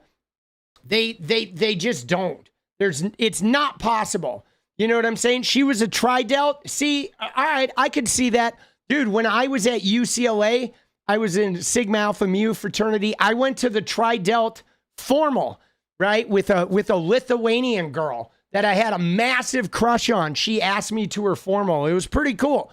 We had a really good time, dude. I was stoked on her. Tri-delts were pretty, I don't know, they were pretty crazy girls at UCLA. But so she was a sorority girl. I can see that. The best among us. So we know the economic impact is going to be tremendous. There at Redstone Arsenal, we're proud to house everything from the FBI to headquarters there for material command to a number of things. We obviously have NASA with Marshall Space Flight Center. And so this naturally fits within. When you look at the decision matrix that they placed in front of us, that's why we ranked so high. Is because so somebody that was asking, what are Bible eyes? Bible eyes are where these evangelicals look like they just chugged 5 Bibles and got all amped up before they go out speaking. And they're like, oh, I love Jesus so much. I love you. I love you. I love Jesus. I want to make sure that you don't have an abortion. Oh, I love you so much. Don't be gay. Oh, I love you. Jesus loves you. Jesus loves you. Unless you're gay, then Jesus hates you. Right? If you're trans, oh, Jesus is fucking burning the whole earth to the ground. Dude. Right? Look at him, though, dude. He's like, oh, I'm going to do my best Shanky Uyghur impression. Oh, Shank Uyghur, I wish you were up here with me, telling me how great Maga is. Dude, she is. Hyper puppy. Because we have the resources necessary and the ability to build out quickly to meet the needs in front of us. As far as economic impact, it would be tremendous. Does anybody have an exact? Yeah, and let me just tell you, they're putting this thing in Alabama, which is like 49th in every category. Every metric that there is that can measure fucking progress, Alabama is like 48 to 50 in every single category. But that's the place where they decided to put this really critical piece of infrastructure, is in the state that's literally at the bottom of every available metric. You know what I'm saying? Like, I mean, they are a bottom feeder fucking state. The only thing they're probably number 1 at is racism. I bet they're top 3 in like racism and Christian indoctrination and closeted homosexuality. That's it. Those are probably the only areas where they are top 3 in the country, right? If we're going to be real. But now let's find Katie Britt. After this, she did a recording. Oh, yes. And she did some recordings in her car. Okay, let me find the recording in her car. Oh, here it is. Oh, my God. This is afterwards, right? Watch this. This is where the Bible eyes are in full force. You ready? Dude, I don't know what it is. I love Katie Britt.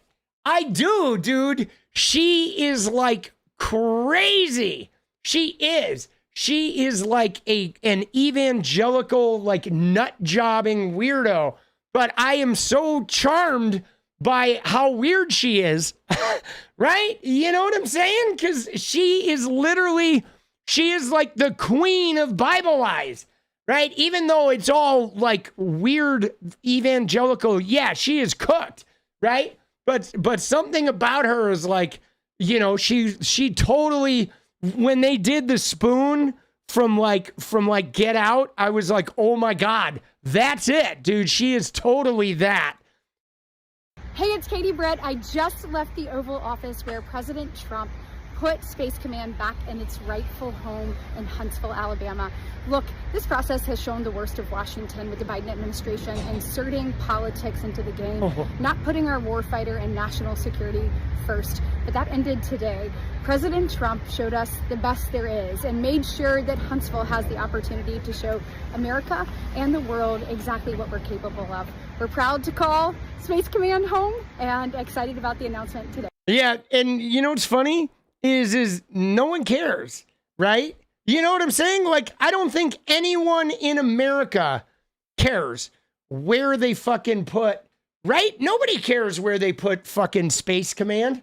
Like, oh, all right, it's in Alabama. It's in a bottom feeder state because they're Trump voters. All right, shocker, right? Not politics, right? It's like, no one cares. I don't care where fucking Space Command is. I don't even know what Space Command is. It's like, what is it? It's a bunch of fucking weirdos jerking off, you know? You know what I'm saying? Like, oh, all right, great, right? Dude, Trump, dude, she's out of Trump's league, dude. Trump can't even get it up, boss. All right, let me see if I can find, was that the one that I had? Maybe that was the one. I thought she was in her car, right? But yeah, no, there is one where she's in her car. I knew there was one where she's in her car. Now, where did I see that? Was that on TikTok? Let me find the one where she's in her car. All right, hold on.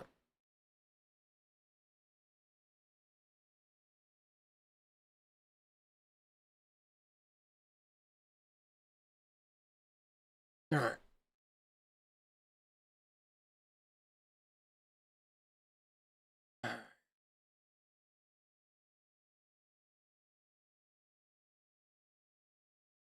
All right, let me find Space Command equals Waste Command. All right, dude. So we're going to find her. Oh, let's see.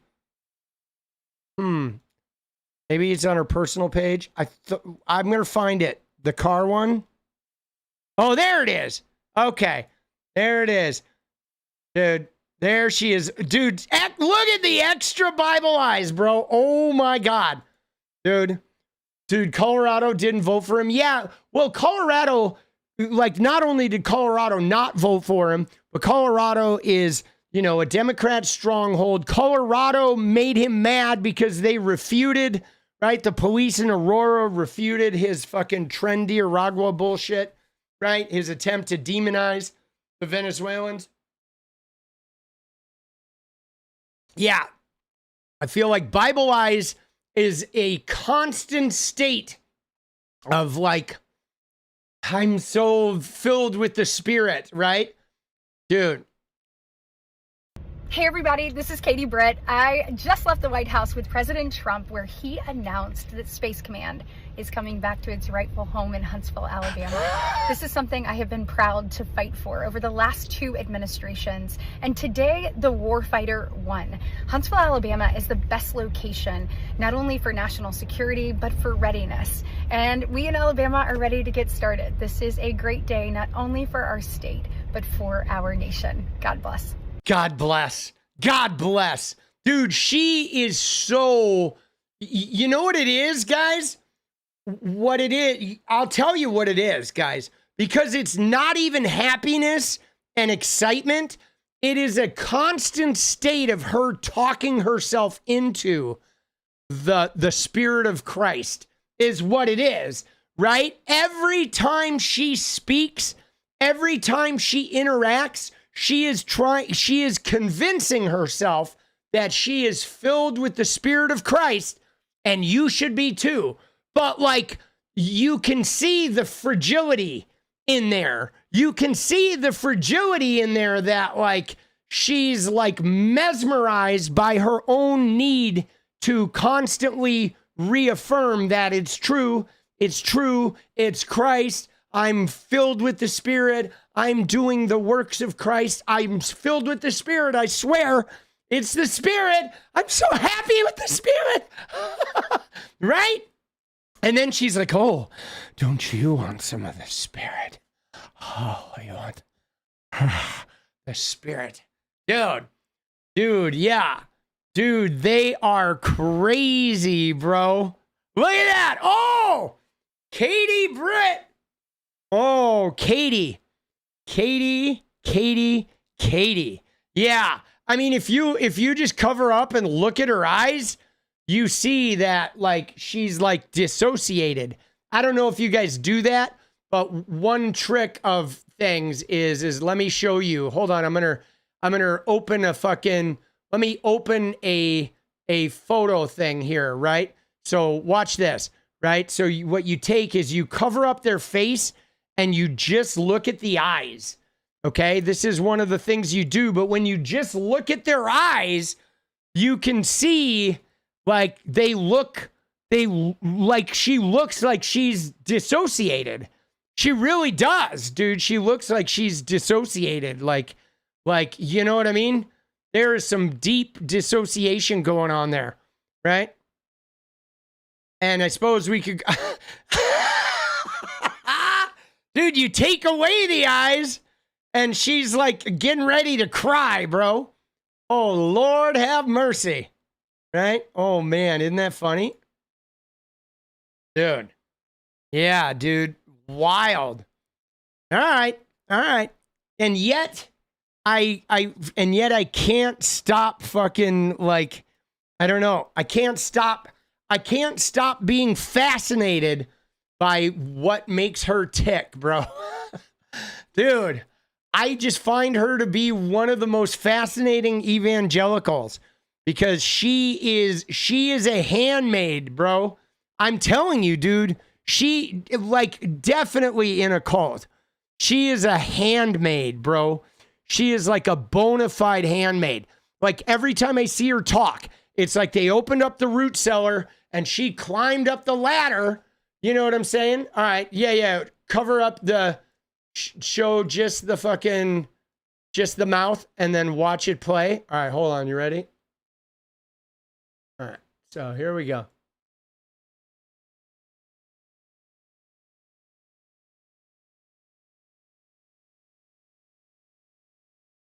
Hey everybody, this is Katie Britt. I just left the White House with President Trump where he announced that Space Command is coming back to its rightful home in Huntsville, Alabama. This is something I have been proud to fight for over the last 2 administrations, and today the warfighter won. Huntsville, Alabama is the best location, not only for national security, but for readiness. And we in Alabama are ready to get started. This is a great day, not only for our state, but for our nation. See, God bless. When you cover up her eyes, right? When you cover up those eyes, one of the things that I notice is that she is like working double time to like fucking keep that smile. And yeah, no, Amy Coney Barrett has the same shit, dude. Dude, yeah, she is working double time trying to like maintaining that smile, right? Right? Dude, she is crazy, bro. She is crazy. All right. Amy Coney Barrett has some of that too, man. Dude, Alabama is fucking twisted, bro. It is, dude. Alabama is twisted.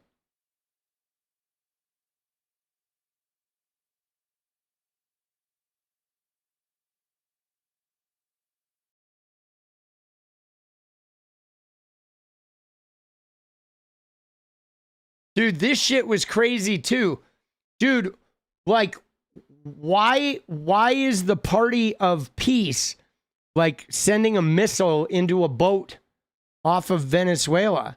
You know what I'm saying? Like if these guys are bad, right? Whatever, there's boats, there's drugs. Why didn't they just stop the boat and fucking arrest the guys on the water or whatever? Why fucking send a missile into it? You know what I mean?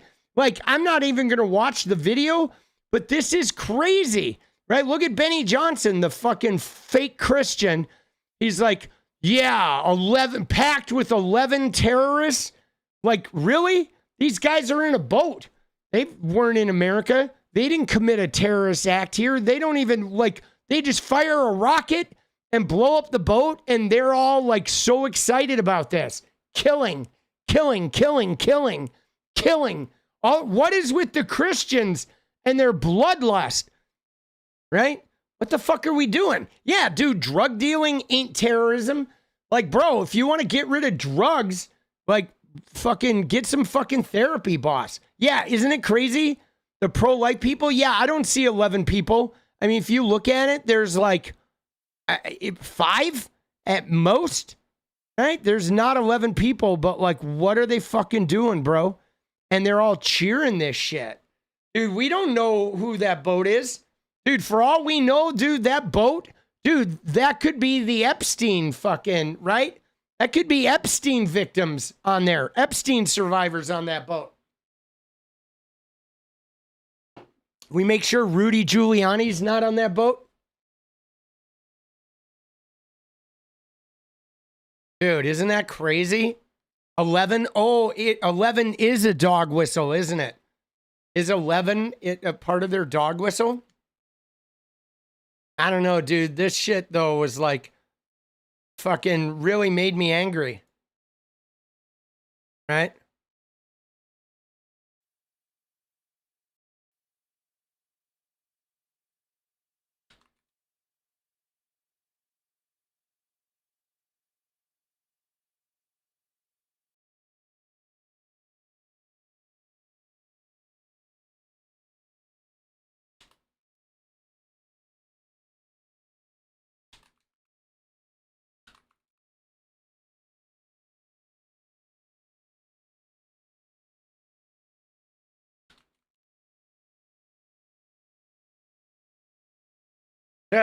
Dude, they're crazy, bro. Dude, that shit is just, I don't know, man. It's bloodthirst, right? They're like bloodthirsty. I think there's something significantly wrong with this shit, dude. It is like this weird, like bloodthirsty, like they just want to fucking kill, dude. They want to kill. Like literally, some of these people, like Benny and these guys, if they lined up like gay people or Democrats against a wall and walked by and just put a gun to our heads and pulled the trigger, these people would be fucking, you know what I'm saying? These people would be insanely turned on. They would jerk off to that, you know? Dude, I mean, to me, dude, I don't even think drugs are necessarily a bad thing. There are some drugs like mushrooms and MDMA that are like super beneficial. And even some of the other ones, you know, I'd stay away from the fucking opiates. Opiates are terrible. And those are legal, right? Prescribed by doctors. But opiates are fucking horrible, dude. They're soul crushing. But there are a lot of drugs that you can dabble with. And you can absolutely have great creative and you know, bonding, connective, and really like artistic, otherworldly experiences by altering your senses. I think drug addiction is not even about the drugs in as much as, sure, with some of them like the opiates that are deeply addicting. Yeah, with that, it's like ruthless. But with a lot of drugs, the addiction part is about our own trauma and our own pain. And in fact, if you create a society of like dealing with your trauma and pain and healing, like you can remove addiction. But see, you know what I don't like about the drug thing? okay? Here's what I don't like about the drugs and the war on drugs and the animosity toward drugs is this, is that we live in a system of capitalism. And the system of capitalism encourages addiction, okay? Profits need to grow and get bigger every year, every year. You can never slow down. You can never have less. You got to increase, increase, increase. Like capitalism is addiction, okay? It is about increasing the quantity, and they want you addicted to the food with MSG, addicted to sodas and sugars and salt and fucking processed food and preservatives and you know what I mean? And drugs and work and exercise and gambling and sex, right? Get addicted, get addicted, get addicted. Oh shit, thanks. I refreshed that. Thank you guys. Thanks for the reminder, right? Everything about fucking everything about capitalism is about addiction, addiction, addiction. And then they walk around being like, oh, drug addiction. Oh, you're shameful. And it's like, fuck off, bro. Your whole system encourages and feeds people to be addicts. And then the minute they're addicts, you want to like shame them for it when they're poor or when they're brown, right? The wealthy addicts, though, like they don't get shamed. Elon Musk can be high on fucking ketamine in the Oval Office and you won't point out his drug addiction, but some poor fucking sap who hurts his back, you know, a coal miner hurts his back. He gets opiates from the doctor. He gets strung out, can't get the pills, can't get off the opiates, and then he gets strung out on heroin or fucking Oxycontin and shit. Now he's a junkie and you fucking hate him. And he's a weak-willed person. It's like, fuck off, bro. You know? But yeah, I saw somebody say in chat, what's worse than drug dealers?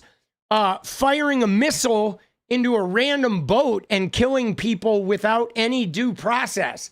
That's worse than being a drug dealer, okay? Seriously. Like firing a missile into a boat, no due process for the guys in the boat. We don't know what's going on with this boat, but like, dude, that's worse than being a drug dealer. That's fucking feels like a war crime, you know? You know what I mean? Like, bro, the fuck? What are we doing, man? What are we doing? This shit is bullshit, bro. And this is the party of peace. You know what I'm saying? That's what I fucking said too. I was like, so the party of peace blowing up boats near Venezuela? That's really what's happening? I have a problem with that, guys. You know? Dude, do you see this? Look at this shit. Tell me that's not money, bro. Oh, shit. Dude, tell me that ain't money. Dude, isn't that good? Dude, that is the fucking Trump's GOP, dude. Oh, shit.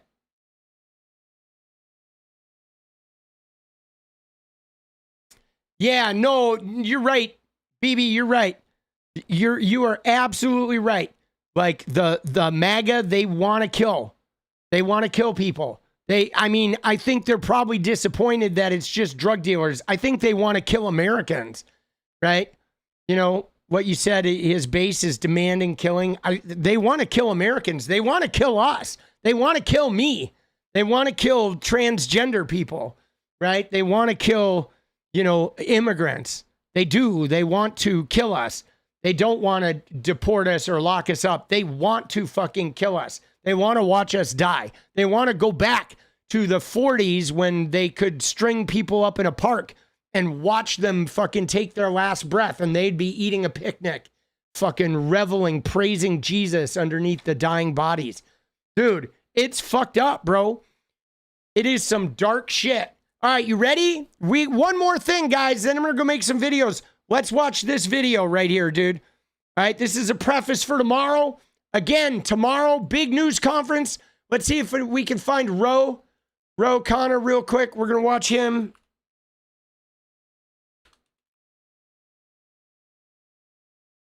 Tomorrow's going to be big, dude.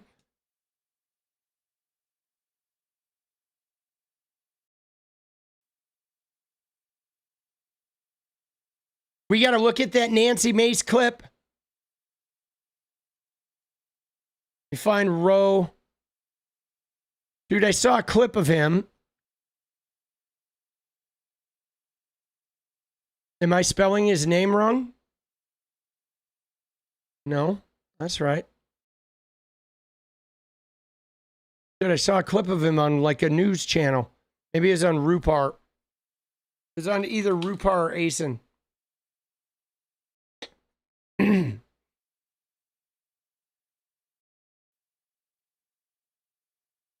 Must have been 𝗙𝗏𝗏.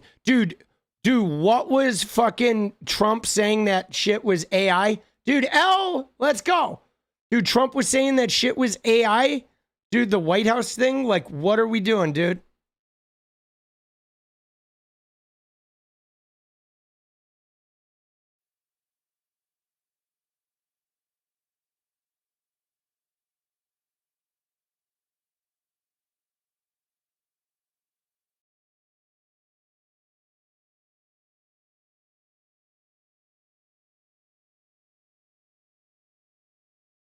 Oh, here it is. Yeah, this is what I'm talking about. All right, from Midas. It's Midas Touch. You ready? Here we go. It's going to be a bombshell press conference tomorrow at 10:30 a.m. It's the first time after over a decade that the American people are going to hear from the survivors of the Epstein abuse. And they're going to talk not just about Epstein's abuse and Maxwell's abuse, but about rich and powerful men who abused young girls. Here's the reality. This is about restoring trust in government. This is about protecting America's kids. This is about standing with survivors. Now, I want to break some news. Not only is Thomas Massey going to be there, Marjorie Taylor Greene is going to be there. So this is not partisan. This is patriotic. And for the first time since Donald Trump walked down the escalator, we are going to have progressives, moderates, independents, and MAGA supporters on the same side, demanding truth and justice. And this is really a wake-up call for the Trump White House. All right, let's go.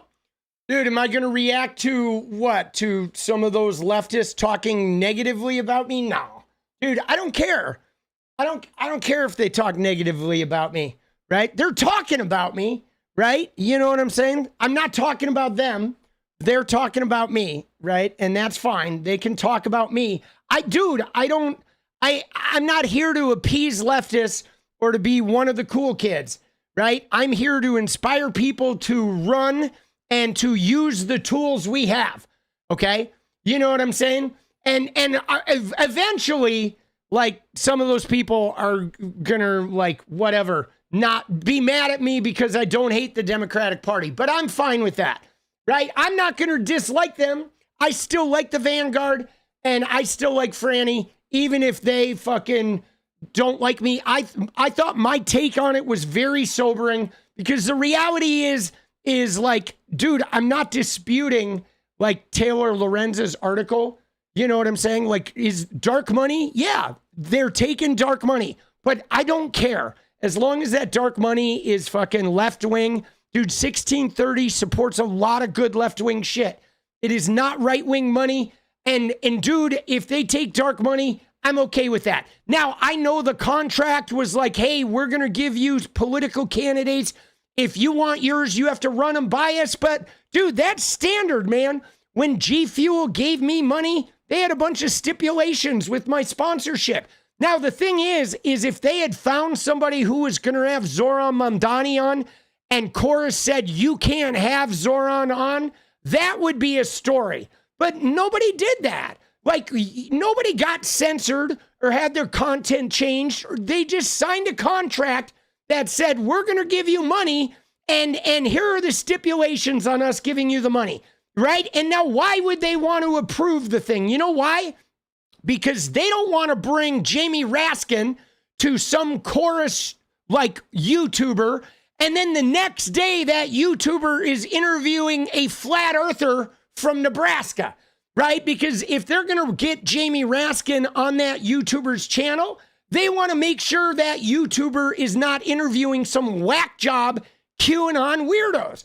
So there's a stipulation. If you bring other politicians, you got to let us know, right? Because we're paying you. That doesn't mean if they have Zoran on there, they're going to say, no, you can't have Zoran. We don't approve his message.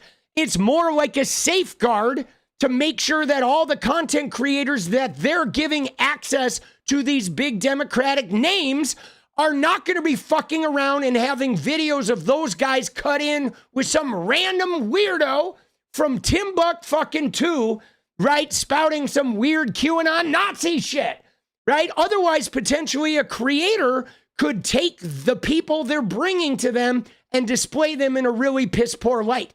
But like what they didn't have is they didn't have some creator that wanted to feature a leftist and they said, no, you can't do that.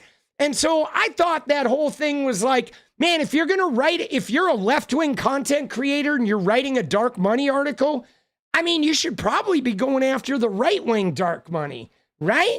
You know what I'm saying? I mean, why are you trashing 1630? They do a lot of good shit, you know? You know what I'm saying? And so the thing about this, though, is like, here's the deal, guys. You're ready? And I know this is harsh. And now I'm saying to you that there is no doubt that there's a genocide in the Middle East. But guys, I got to tell you, not all the Democrats are going to say there's a genocide. Okay? There are a lot of Democrats that just don't think what's happening in the Middle East is a genocide, and they're supportive of Israel. And like, dude, we're going to have to live with that, okay? There are a lot of Americans that don't think it's a genocide, and we're going to have to live with the fact that those people exist, okay? Like, us knowing it's a genocide might have to be enough sometimes, and we may have to, like, keep spreading the word, but we have to realize that not everybody in our party is going to acknowledge that fact, okay? That's just fact. You know, that, and we can't really worry about that, right? You know what I'm saying? We can't really worry about that. Now you can fault like fucking Chorus for not putting it in their funding thing. They didn't disclose it. But again, I don't really care, you know? You know what I'm saying? I don't really care. Like that didn't really bother me because the thing is, guys, you ready? Like the thing about this and no, I'm not talking about the genocide. I'm talking about the dark money, right? Like I care about the genocide, but like I can't really do anything, guys. And neither can our Congress is not going to end it. Okay. And if you really are concerned about the genocide and you really need it to stop, you got to run for Congress because the current Congress with all those Christians, they're not going to stop it, guys. Okay, American Christians, most of them aren't going to stop it. And you have to accept that like, if you need it to get stopped, you need to get into Congress. That's literally how you got to do it. Otherwise, you have to know that the American Christians aren't going to stop it. And it sucks. But you know what I mean? That's just, it's a shitty reality. I mean, our country is genocidal. We genocided the natives. We spiritually genocided black people. You know what I'm saying? We have attacked and atomic bombed. Like our country is an imperialist genocidal beast and always has been. It's our fucking DNA. You know what I mean? And so like, you know, I can't, if I walk around needing to make all the Christians in America call it a genocide, I'm going to be eternally like futile. You know what I mean? And so it's like, I don't know what to tell you there, guys. I guess you gotta pick your battles, but trying to convince genocidal people to become non-genocidal, it's just not gonna happen. You should just get in Congress and like get in there and fucking vote as a non-genocidal person, right? I heavily encourage that. I mean, I would love it if they would just stop, but the reality is that American Christians are insane and they're going to fund Israel to try and bring about the rapture. And that mental illness is just fucked up, bro. You know what I'm saying? It's just fucked up. That's not how we stopped Vietnam. Yeah, but Vietnam was different. Vietnam was a war that most of America didn't want to be in. But the reality is America's not in war in the U.S. Israel fights a war in the Middle East for Americans who want the people Israel, like a lot of Americans want the people Israel kills dead. And I know that's horrible. It's fucking bullshit.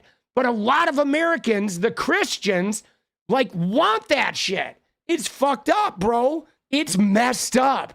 It is so messed up, dude. Like, I know it's startling to think about that, you know, and so it's fine to keep pressuring them, you know, keep pressuring them. But again, guys, I feel for me, and I'm not going to tell you what to do, but for me, that's not the fucking hill I'm going to die on, because I believe that the Christians it's just too deeply embedded in our DNA. You know what I'm saying? And when it is the hill I'm going to die on, I'm going to run for Congress. And that's how I'm going to solve it. I'm not going to try to convert fucking Christians. You know what I'm saying? I'm going to run for Congress. But that's just me. I can't tell you what to do, but you gotta, what I ask from you is you gotta stop judging me because I'm fighting different battles than you. Because my battles are as important to me as your battles are to you. But like, not everybody in the Democratic Party has the same battles, guys. And I'm focused more about our human rights here in America. And that's what's important to me. And I'm not going to sacrifice our fucking civil rights and burn down the only fucking party I have trying to make Christians fucking become different. You know what I'm saying? And you know, I can't speak for anybody else either. But again, you know, I know what this is about. I know that, like, you know, the unwritten thing in the Taylor Lorenz is they're implying that AIPAC is funding that thing, and it's like an AIPAC genocide thing. And like, that's fine if they take that fight. But like, dude, you know what I'm saying? I don't have the, like, I don't know, man. The whole dark money thing doesn't really bother me that much as long as it's like, you know, money that's funding like good shit, right? Like, I don't want to take like Trump money. I don't want to take Peter Thiel money because they're funding bad shit. But like 1630 funds a lot of good shit, you know? And like, now people are going to hate 1630 because they made it seem like 1630 was bad. And I don't think 1630 is bad. They actually put a lot of money into really good shit. You know, and like, you know, it sucks that dark money exists, but like, so much of American politics it has dark money in it. And like, if you're going to get involved in American politics, you're not going to be able to like exempt yourself from dark money. You know, I mean, the same way that Taylor Lorenz, right? She's not getting paid with dark money, but the guy who pays her is one of the dark money people. He is intimately, deeply connected with all of the dark money groups, funding them and getting some money from them as well. And so even if he's not paying Taylor with that dark money, she is working for somebody who is deeply entrenched in the dark money network, right? If you're in politics in America, you are like connected to dark money somewhere, you know what I'm saying? I mean, you know, even to the point of like, if I have an AIPAC funded person on my show, and I shred them and tell them to fuck off, and I get 1 million views and make $5,000 on that video, it was an AIPAC funded dark money candidate that helped me make that $5,000, bro. Like, you know what I'm saying? Like, dude, we're just not exempt, right? Even me having that AIPAC funded candidate that I tear apart and get lots of views from, I'm like, you know, I have I've given the dark money person a platform, right? It sucks, dude, but like, yeah. But I guess I'm flattered that they're talking about me, but I don't really care to watch it, you know, because I don't want to get involved with like worrying about what people are saying about me. That'll just distract me from my mission, you know? But, all right, dude. And my mission is I'm more focused on the Epstein, you know what I'm saying? Right. And yeah, dude, I mean, we should ban dark money, but we're not going to be able to do that for probably like 20 or 30 years. Right. And I'll say this, guys, you ready? I'm going to go out and this is the last thing I'm going to say before we move on. If we really cared about dark money, we would have been damn sure to not let Donald Trump fucking win. Okay. You know what I'm saying? You know what I mean? right? You haven't heard anyone say anything? Oh, somebody in chat, they may have been trolling. They were like saying, oh, they said that Franny and the Vanguard were saying bad things about me. And they're like, do you want to react to it? And I was like, no, I don't care. I'm like, I'm flattered they're talking about me, but I don't care. I don't need to react to them. They don't need to like me. I'm going to still like them and still want to be partners with them. Even if they fucking hate me, I'm going to still try to like cheer them on and fight with them and for them. But I don't care if they're upset at me because I don't have the same problem with dark money that they do. Or if I like believe in the genocide, but don't feel like I have to convince everybody I don't need to get everybody in the Democratic Party to admit it's a genocide. You know what I'm saying? I realize some of our party doesn't think it's a genocide, and I want to partner with them too and fucking slam the fucking MAGA shitheads right in the fucking teeth, bro. Because that's really my concern, is Trump and MAGA and my rights here in America. And then my secondary concern is when we get that settled, then we can go and fucking win the genocide shit.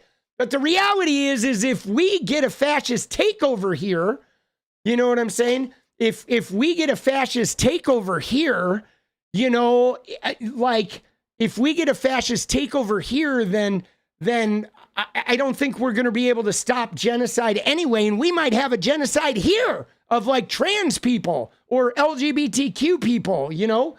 So I think we got bigger fish to fry, you know? And I know that sucks to say that because obviously for the Palestinian people, they don't. It's very real to them and it's like life or death. And like, but I just don't know what to do to change it. Like, I feel like if I'm going to change it, I need to get in Congress, right? Like if I really want to stop the genocide, the only place I can stop the genocide is getting inside Congress. You know, that's my reality. I know if I get in Congress, I can actually stop it, but otherwise I'm just shouting into the wind, man. And like, you know, I don't know. It doesn't feel right. I being wrapped up in that just would make me hate my existence. I'd be filled with anger and resentment and probably not be able to get shit done. Right. But that's me. And I'm allowed to have my fucking important shit. You know what I'm saying? And they're allowed to have their important shit though. I support them. Right? I'm not going to run to fucking Emma and Franny and the Vanguard and say, you guys need to stop focusing on genocide. Like, no, dude, I want them to run for office. I would love to see Hassan Piker win as a socialist. I would love to see Franny or 𝗙cie𝗶𝗹𝗀 or the Vanguard guys run and get into Congress and stop the genocide. Dude, I'll fucking donate to their campaign. I'll phone bank for those guys. You know what I'm saying? Like, I'd love to see that.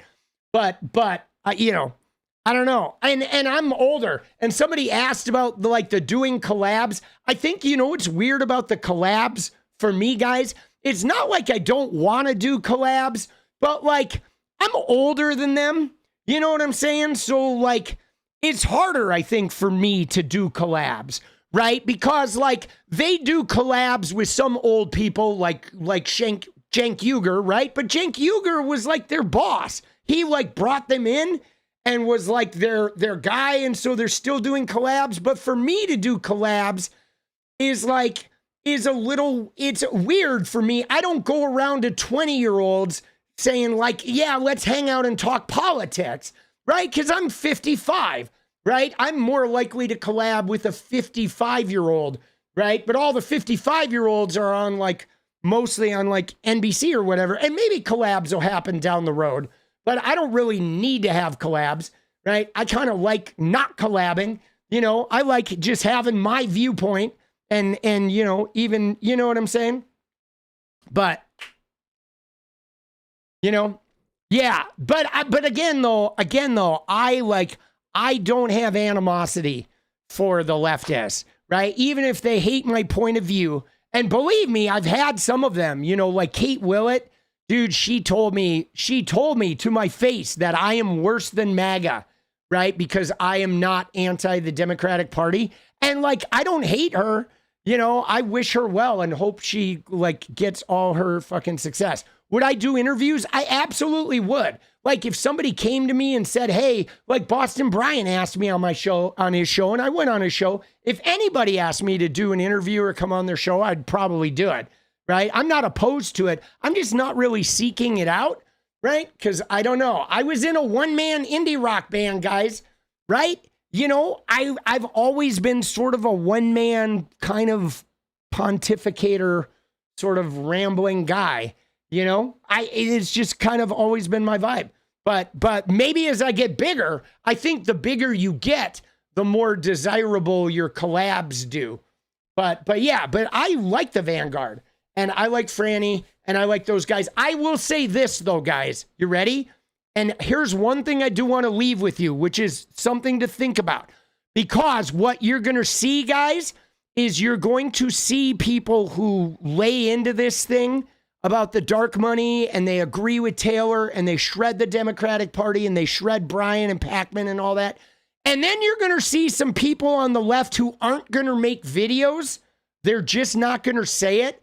And I think that's going to tell you something too, because the things that I said that people might judge me for, I think there are other people on the left who agree with me, but they may not say it because they're worried about incurring the wrath or losing their audience. But those people will probably just not cover it at all, okay? So look at the other leftist creators you admire who don't make any videos about this topic, and they're probably gonna be people that align with the shit I am saying in some sort of way, that like they don't really have a huge issue with dark money, or they really respect Brian Tyler Cohen and they don't want to like kneecap him, or they like David Pacman and support what he's doing or whatever. You know, it's just complicated. Like, you know, there's a lot of different alliances. Like not everybody on the left has the same feverish intensity for things, right?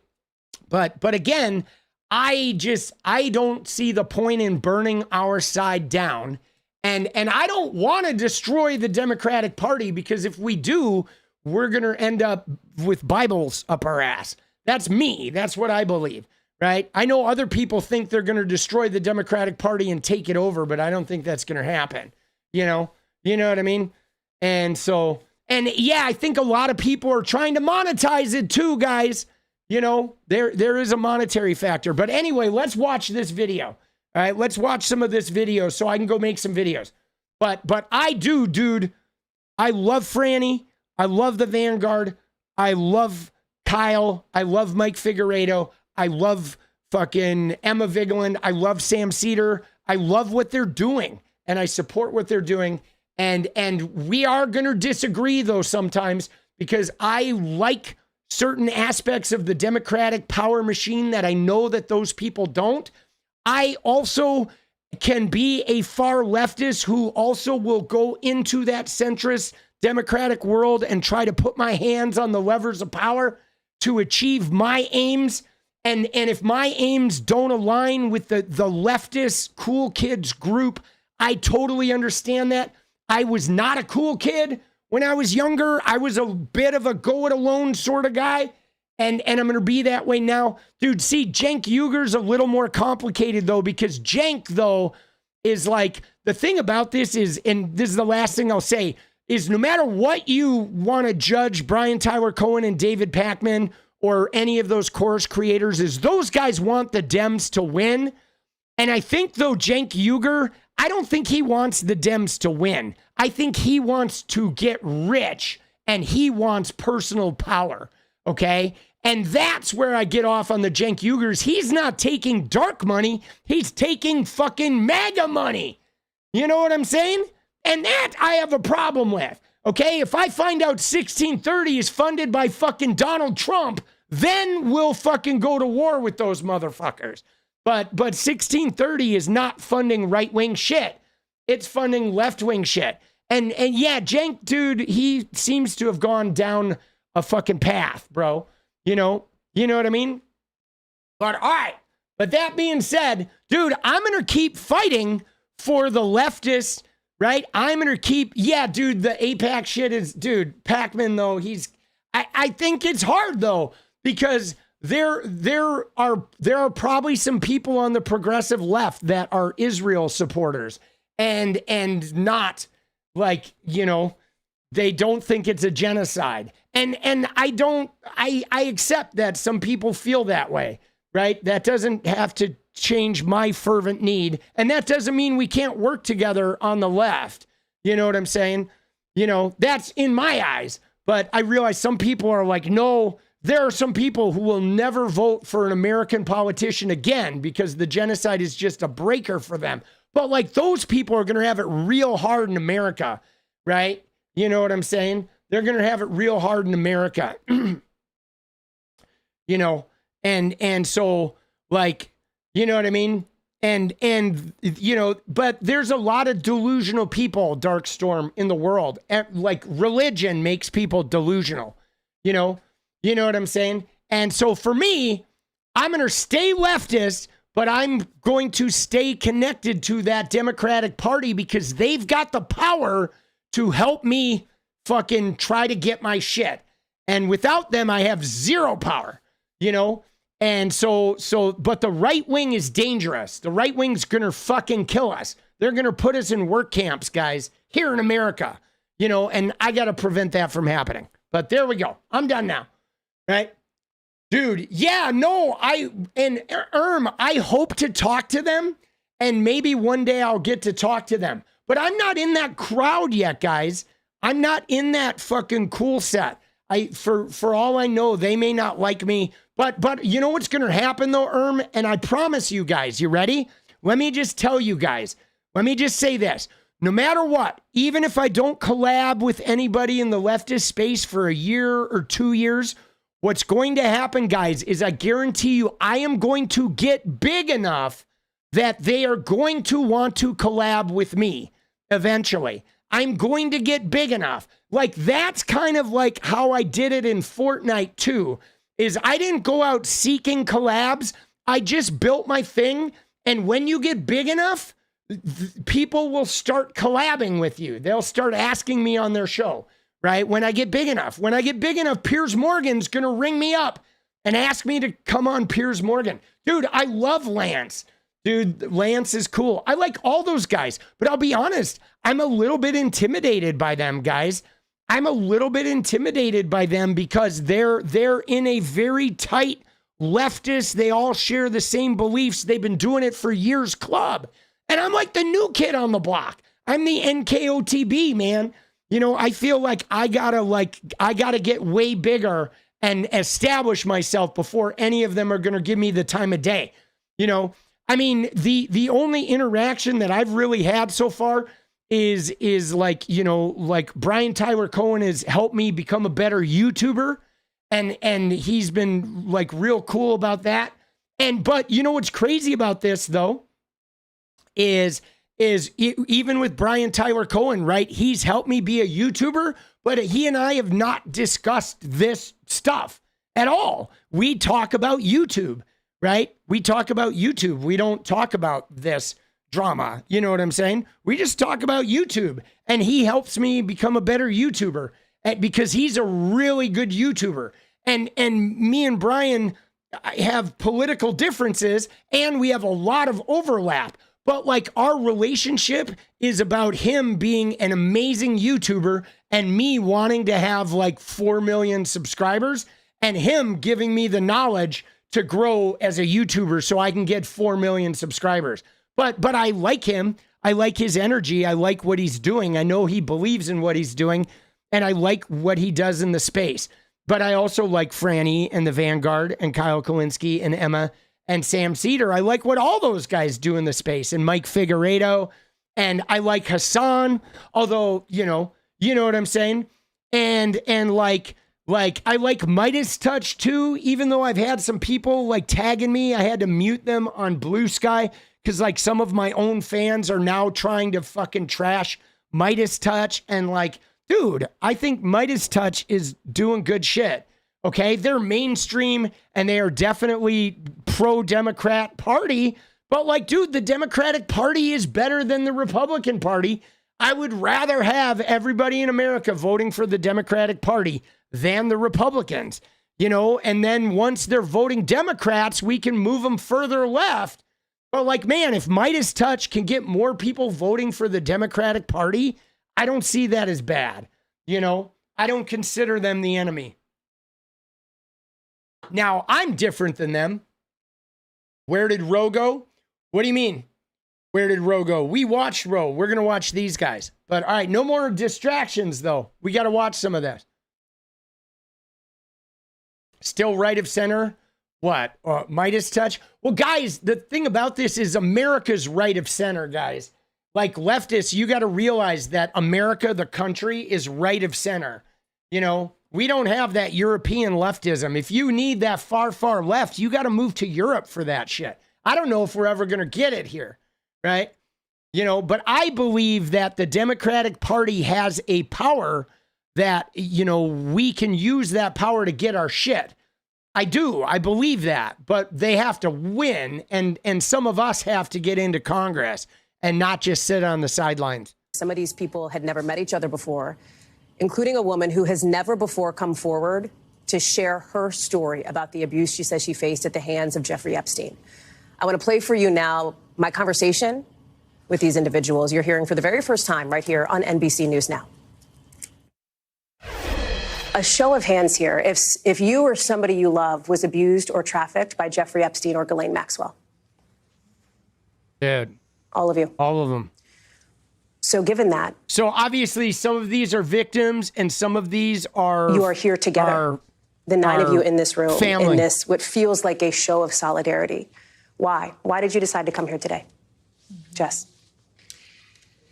I'm coming here because there's been a severe miscarriage of justice, a delay in accountability, and we've all come together beautifully and tragically, which feels healing and devastating all at the same time, to speak out and to be fueled by each other's voices in a way that I don't know that we've had the opportunity to in the past.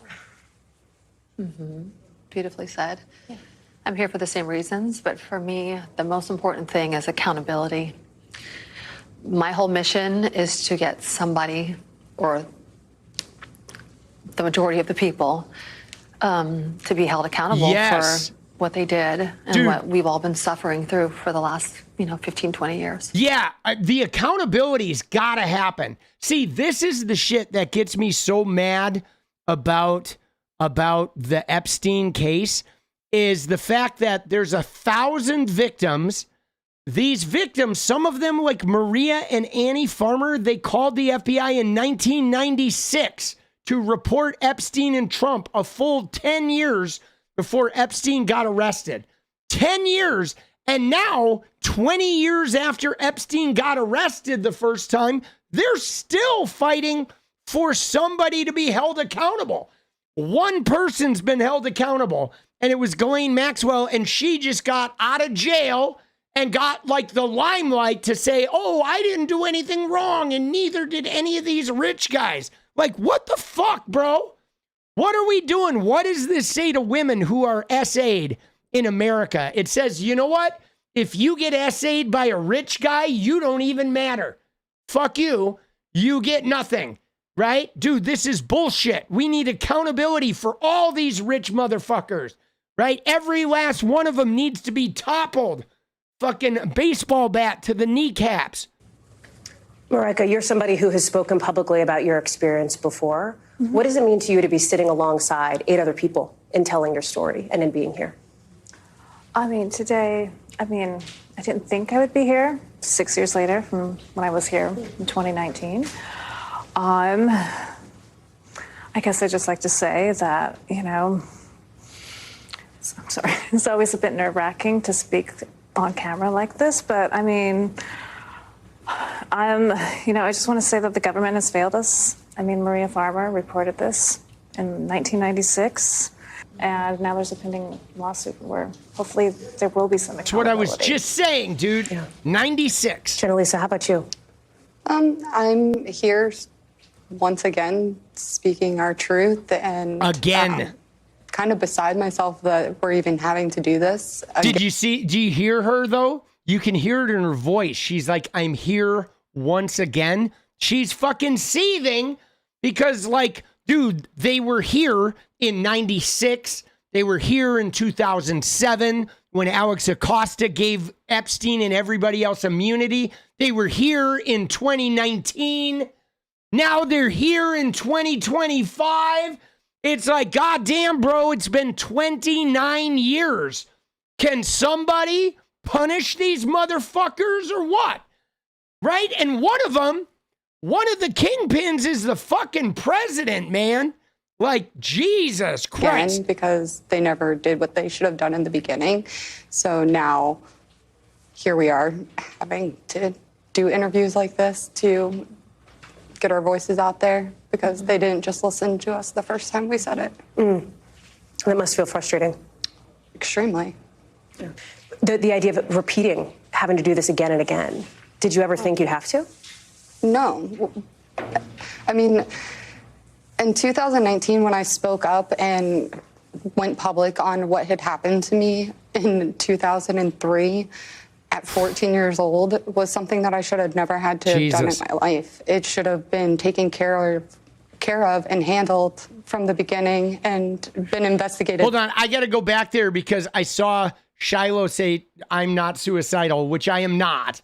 Very clear. And I got all smiley, but then I realized she's going deep into the fucking this, and I want to back up a hot spot here.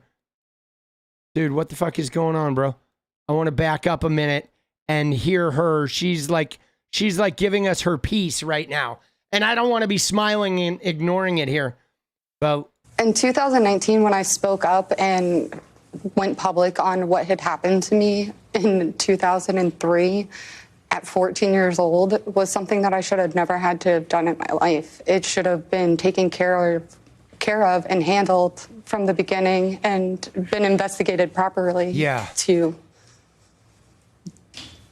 So we wouldn't have had to be at this point, you know? I should have never had to put my face on camera so that someone would listen to me. Yeah. I want to first get to... Dude, 𝗪𝗪𝗪𝗪, you know, Trump's former labor secretary who was the U.S. attorney, right? The federal attorney down in Florida. I feel like 𝗪𝗪𝗪𝗪 should be in prison.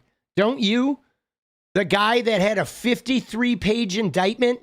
So should Barry Krischer, the state attorney who talked to Epstein's lawyers and then sabotaged his own case. I feel like those two guys should be in fucking prison.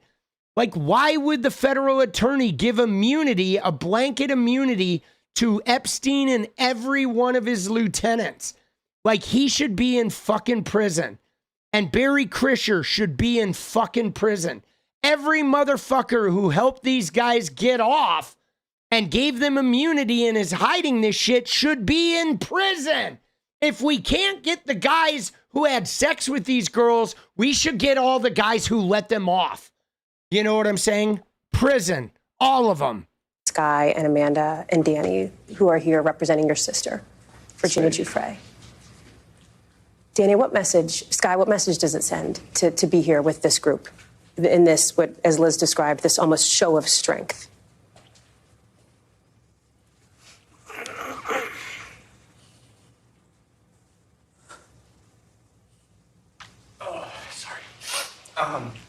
She should be here. I am so honored to be here with you guys. She would be here. She'd be screaming, you know. Dude, I hope this guy is like seeing a therapist, right? Because every time I see him, he is like so like crestfallen and heartbroken. And I get it, losing his sister and watching this, but like I hope to God this guy is like doing EMDR or some shit, because he needs to fucking get free of that fucking heartache, man. And I think, you know, they said it best. It's like, if I could really say what we're looking for out of this is justice, looking for accountability. And I think it's, we really have to start questioning, what do we stand for? Yeah, so, we need to punch some rich motherfuckers right in the throat. All of you. And, I think this is only the beginning of... Fucking throat punch! Dude, let's go. what's really to come, because showing a force like this, they have to listen now. Some of you had not met before today. Am I right in understanding that? This is your first time for some of you meeting each other. Sorry. No, that's okay. No. And Wendy, yeah, take a beat. No, because this is your first time. You have never before spoken publicly about your experience. Correct. I'm going to ask you to share some of your experience now. What were your interactions with Jeffrey Epstein? What can you tell us? My interactions, if you guys have followed or know Jenna's story, Jenna is one of my best friends from middle school, I would say. And it's pretty much the same story in that aspect. How old were you? I was 14. And how did you first encounter either Jeffrey Epstein or Ghislaine Maxwell? Through friends. It was very normal, I guess. Through friends. Dude, that sucks, man. Her best friend was like stuck in that world, and then she got pulled into that world. I mean, a lot of those young girls did. They, and what's really toxic about this is, and I don't blame the girls for this, but so the way it worked with Epstein, and this is part of the mind control that these fucking predators do. But so Epstein would get a young girl, an underage girl, to come in, and he would do these things to her. And then the only way she could make it stop was to get other friends in. So the way the girls stopped their own personal abuse was by bringing their friends in to be abused. And then those girls felt like guilty for having done it to their friends. So that guilt cycle, that shame spiral, kept them locked into it and prevented them from ever going and telling anyone, because they were like demons too. You see what I'm saying? And a lot of these predators, they do this. They get the people they're preying on to become predatory too. So then they've done something bad. I mean, dude, it's fucking bad news, guys. It is bad news. You know what I'm saying? Dude, it is bad news. And yeah, I have live chat on. You may be getting censored. But yeah, they get turned into accomplices. That's a very crystal clear way of putting it. And I'm telling you guys, though, Epstein did that on purpose. That was on purpose. That's how it keeps them quiet. Okay? Because when they're accomplices, they can't tell, because they're going to get in trouble too. And then it can even be used against them. Where I am sure there were times where Ghislaine said, you know what? If you tell on us, like, you're going to prison too, because you brought your friends in. And it's like, it's a real mind fuck, dude. It's so bad. And where were you? This was in Florida? Yes. And did you go to the home in Palm Beach? Can you tell me a little bit more about that? Yes, I went to the home in Palm Beach. Okay. And what were you involved in there? What did he ask you to do? I'm not really comfortable answering that. Okay. It's the same as if you follow the story, you know what I was asked to do. How did you extract yourself from this abuse? I moved very quickly. My family moved me out of Florida, so I exited that world and had no access to it, thankfully. And how did you cope with that trauma? You just put it behind you and don't think about it. Is that what you did? Yeah, until it was brought up that, hey, this is a big deal. In 2019, I think, this is a real big deal, and it's your truth. So here's what's happening, and that's how. It sounds like you almost buried Jeffrey Epstein's memory, his name. Absolutely. And then all of a sudden, all these years later, here it comes, back into the public spotlight again. What was that like for you? It's, so I had never really thought about it, I guess, because I just put it behind. You didn't talk about it, didn't think about it, nothing. And it was kind of like, okay, now you have to heal from this. Now you have to address it and face it for the first time ever. Like, this is real. It's almost like you're in denial, maybe? No, I just, at that point, like, I'm 30, I had moved on. I had a career, I'm a family. Oh, man. See, it's crazy because, like, she's never really come forward publicly before, but, like, you know what's so fucked up about this that's so hard? And I wish it wasn't like this, but, like, women receive, like, scrutiny and they get attacked, right? When women come forward and say this happened to me, they get attacked. So, like, and judged, right? Everybody looks at them and says, like, how did you let that happen, right? We've seen chatters in here who be like, where were the parents? Why would these girls keep going back, right? And there's just, you know, when you get trapped into a cycle of abuse and living that trauma, and there's just no rhyme or reason. It just fucking happens. You get stuck. You know, it's the bad place and the wrong place, and you know you shouldn't be there, but you can't get out, man. You know? And now it's like, okay, well, it's the truth and it's my truth, so it's time to start processing through that. At the time, did you tell any of your family members what had happened to you with Epstein? At that time, no. After, did you? No.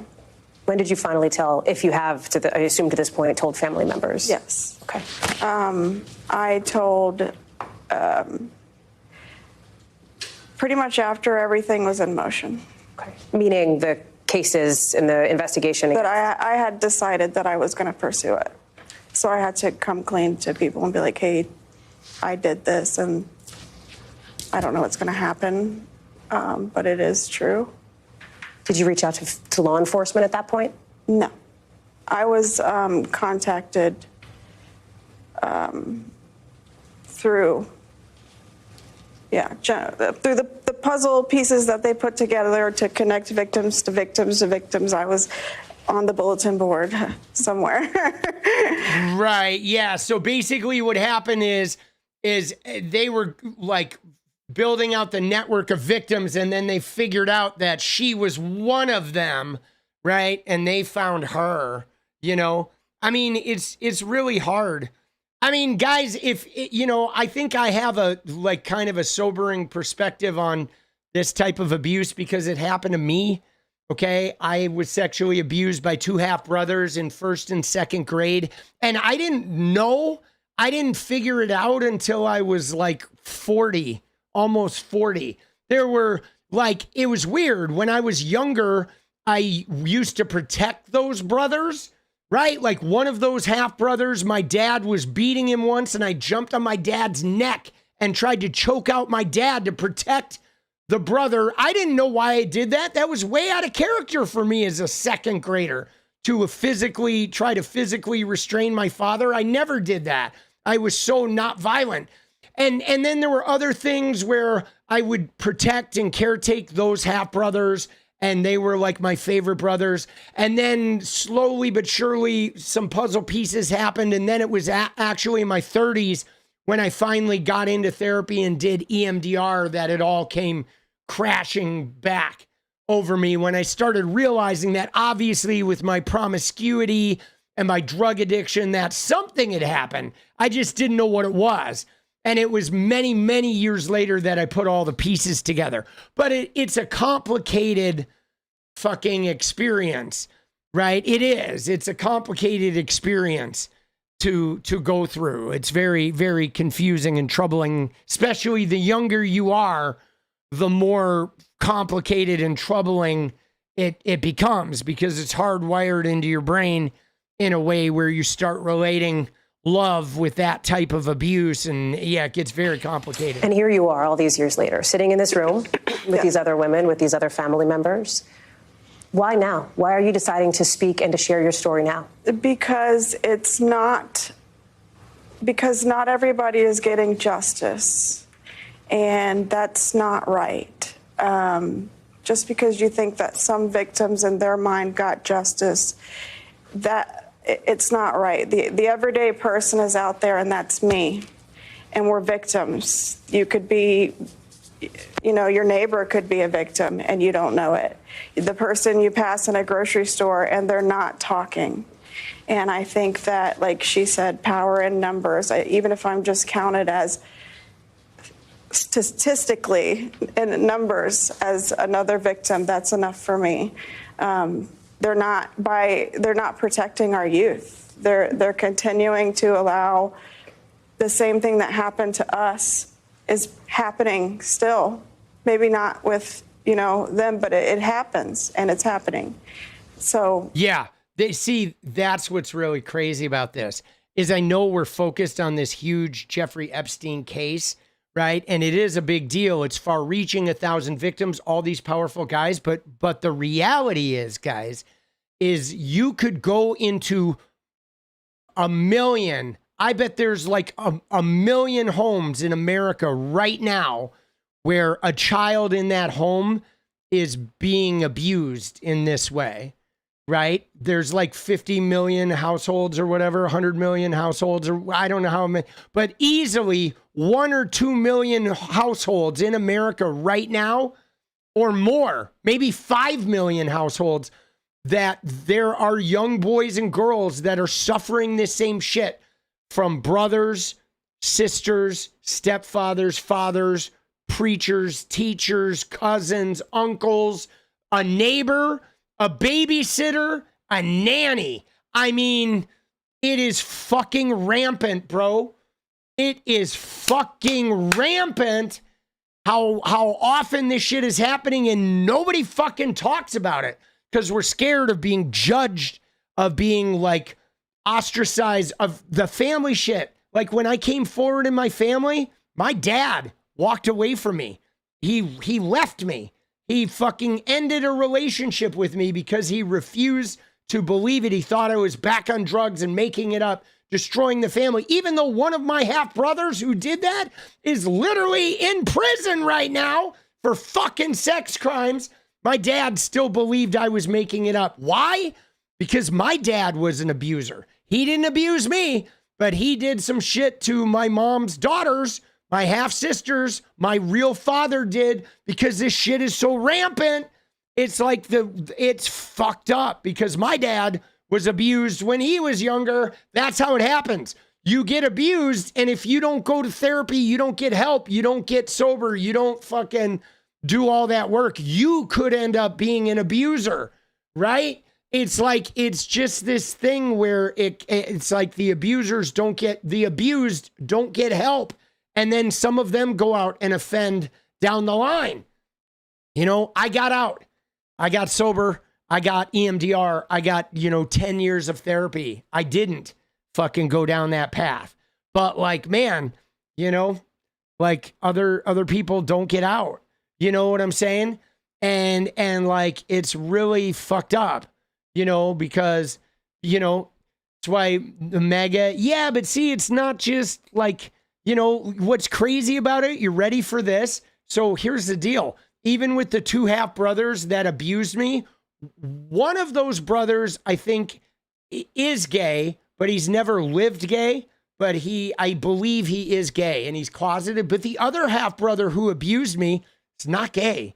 He's like totally straight, right? The one of the half brothers who abused me was like, I'm pretty sure he's gay.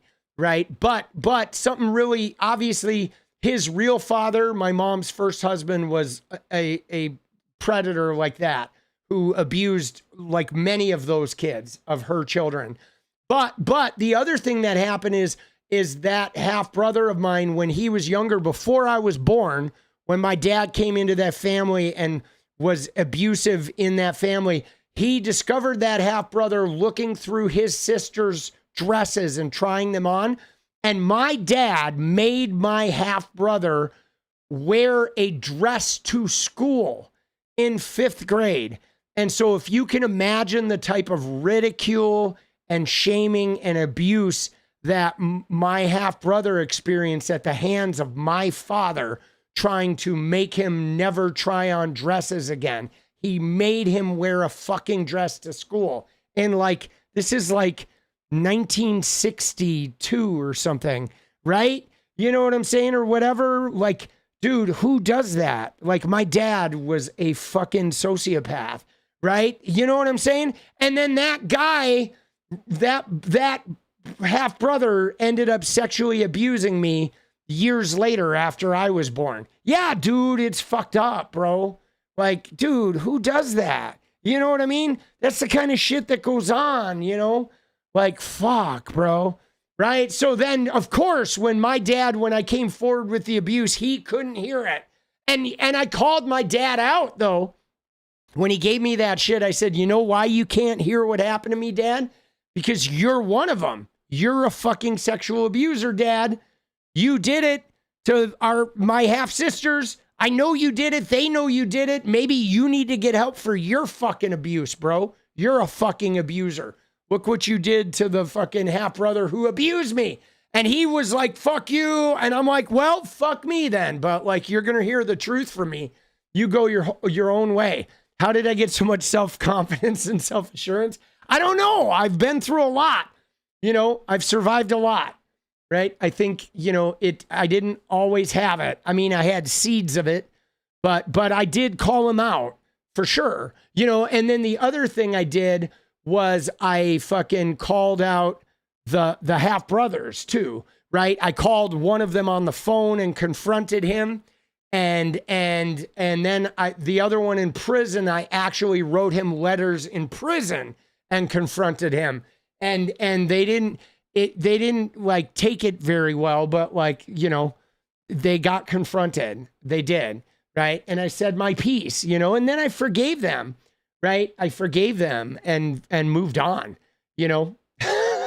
I mean, you have to. Otherwise, they would haunt me forever. You know, I mean, I'm not hanging out with them and shit. You know, I'm not going to go like hang out with them and spend time with them or anything like that. I'm not calling them up and like, hey, how you doing? Abuser? I don't talk to them ever anymore. But I did fucking, you know, I did confront them, you know, but it wasn't even like angry confronting. Like with one of them, it was so weird because he was like, it was weird because he denied it. But what was crazy is he denied it, but I could hear in his voice, like it was weird. He was still like trying to say it didn't happen, but his voice had this like calm, and he's a very agitated and very nervous and anxious individual. And I could hear in his voice the anxiety disappear, which was weird because he couldn't process that he did it.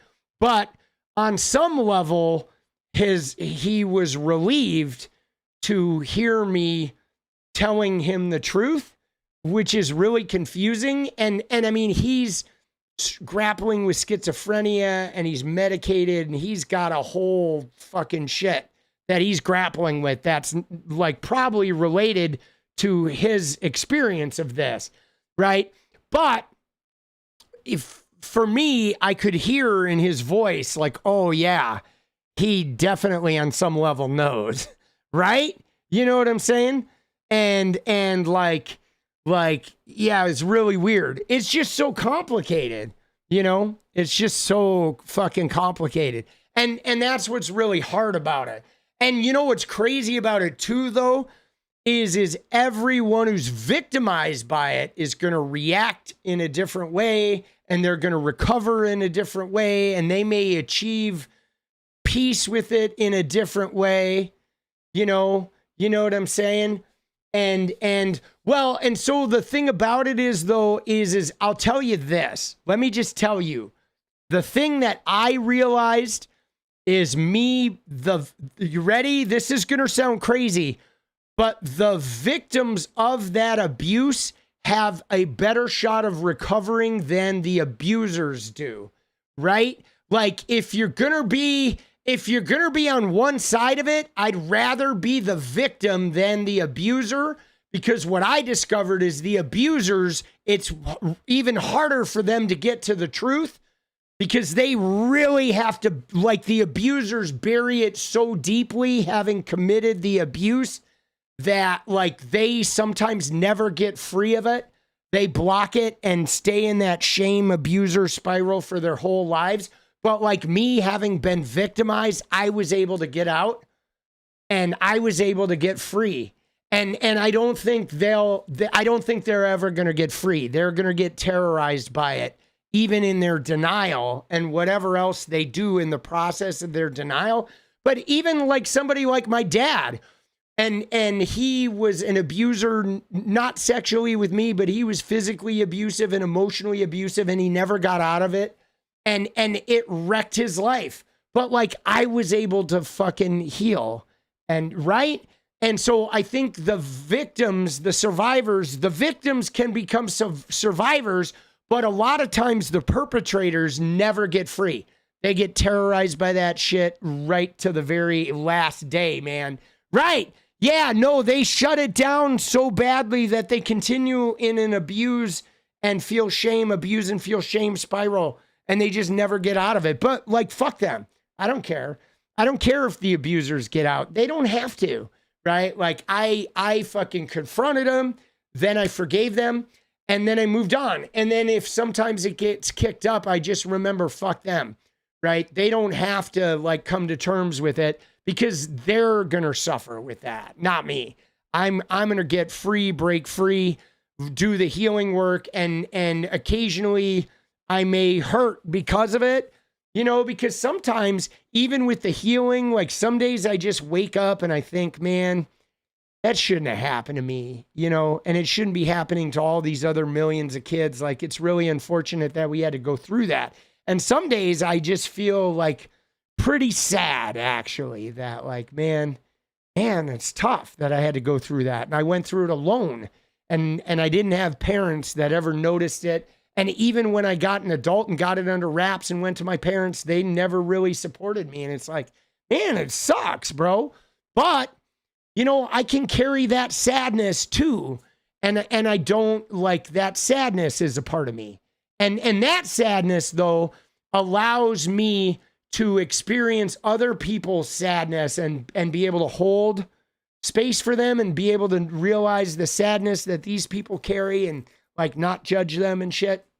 And like, you know, some days that shit feels really overwhelming. But what's crazy about it is like, for me, I cry a lot, I think, with the joy, right? Like for me, what I've done is instead of like I think I process a lot of that sadness by not being sad, but by like when somebody gets redemption, or when good things happen to people, or when like, you know, like my son will do something that is just makes me feel really loved, I'll just cry, right? You know what I'm saying? Because I like crying, like being able to feel that joy despite the sadness, you know? Or I cry at movies, or I cry at TV shows, like every fucking TV show when there's a moment of redemption. Or like we were watching Better Call Saul, and he like, you know, took the lawyer job and like was feeling real proud of himself. And I was like crying. I was like, man, it feels good when you've been hurt and something really good happens. Right? You know? And like, I don't know, man. I'll be processing it forever. You know what I'm saying? But that's okay too. Right? But the fact of the matter is, and Bill, I think it's good for you when you say you put dating on hold. I did the same thing, guys. Before I met Jenny, I stopped dating for years. I did. I had to, really. I think for me, it was part of like my dating and my sexual relationships were playing out that power control game. So eventually I had to stop dating just so I could stop playing that power control game. And I had to go deep into like some therapy and shit to sort that out. But yeah, man, you know, it's the thing though that's really crazy is how common this is. It's so common, guys. It is so common. Like I think like 1 in 5, right? That's my guesstimate based on my life and the people I've interacted with. I think 1 in 5 people in America has this, right? Is experiencing this. Like, I think it's 1 in 5, guys, right? I do. I think it's 1 in 5, man. Like, that's what I think. I think that's an accurate number. That if you go into a classroom with 20 children, that 4 of them at least are grappling with this. We don't want to think it's that prevalent, but I think that's accurate. I would guess that 1 out of every 5 children in America has suffered this somewhere, right? Right? I think it's pretty close to that number. You know what I'm saying? Dude, yeah, man, I'm sorry, Ron.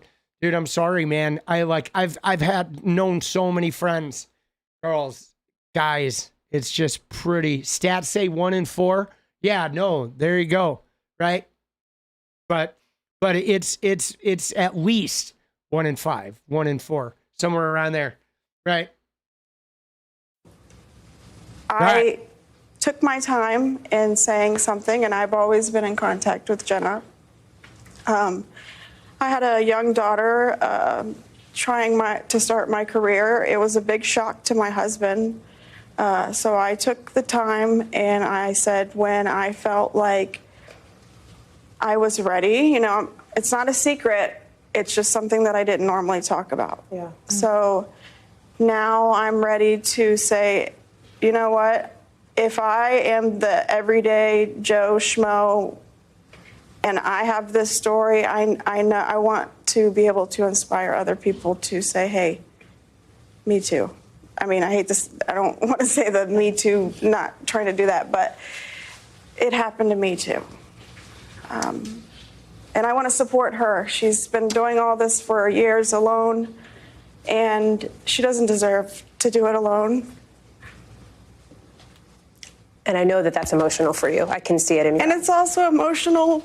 I haven't met them today, but going through stuff like this, especially as an adult, it brings up a lot of mental health issues.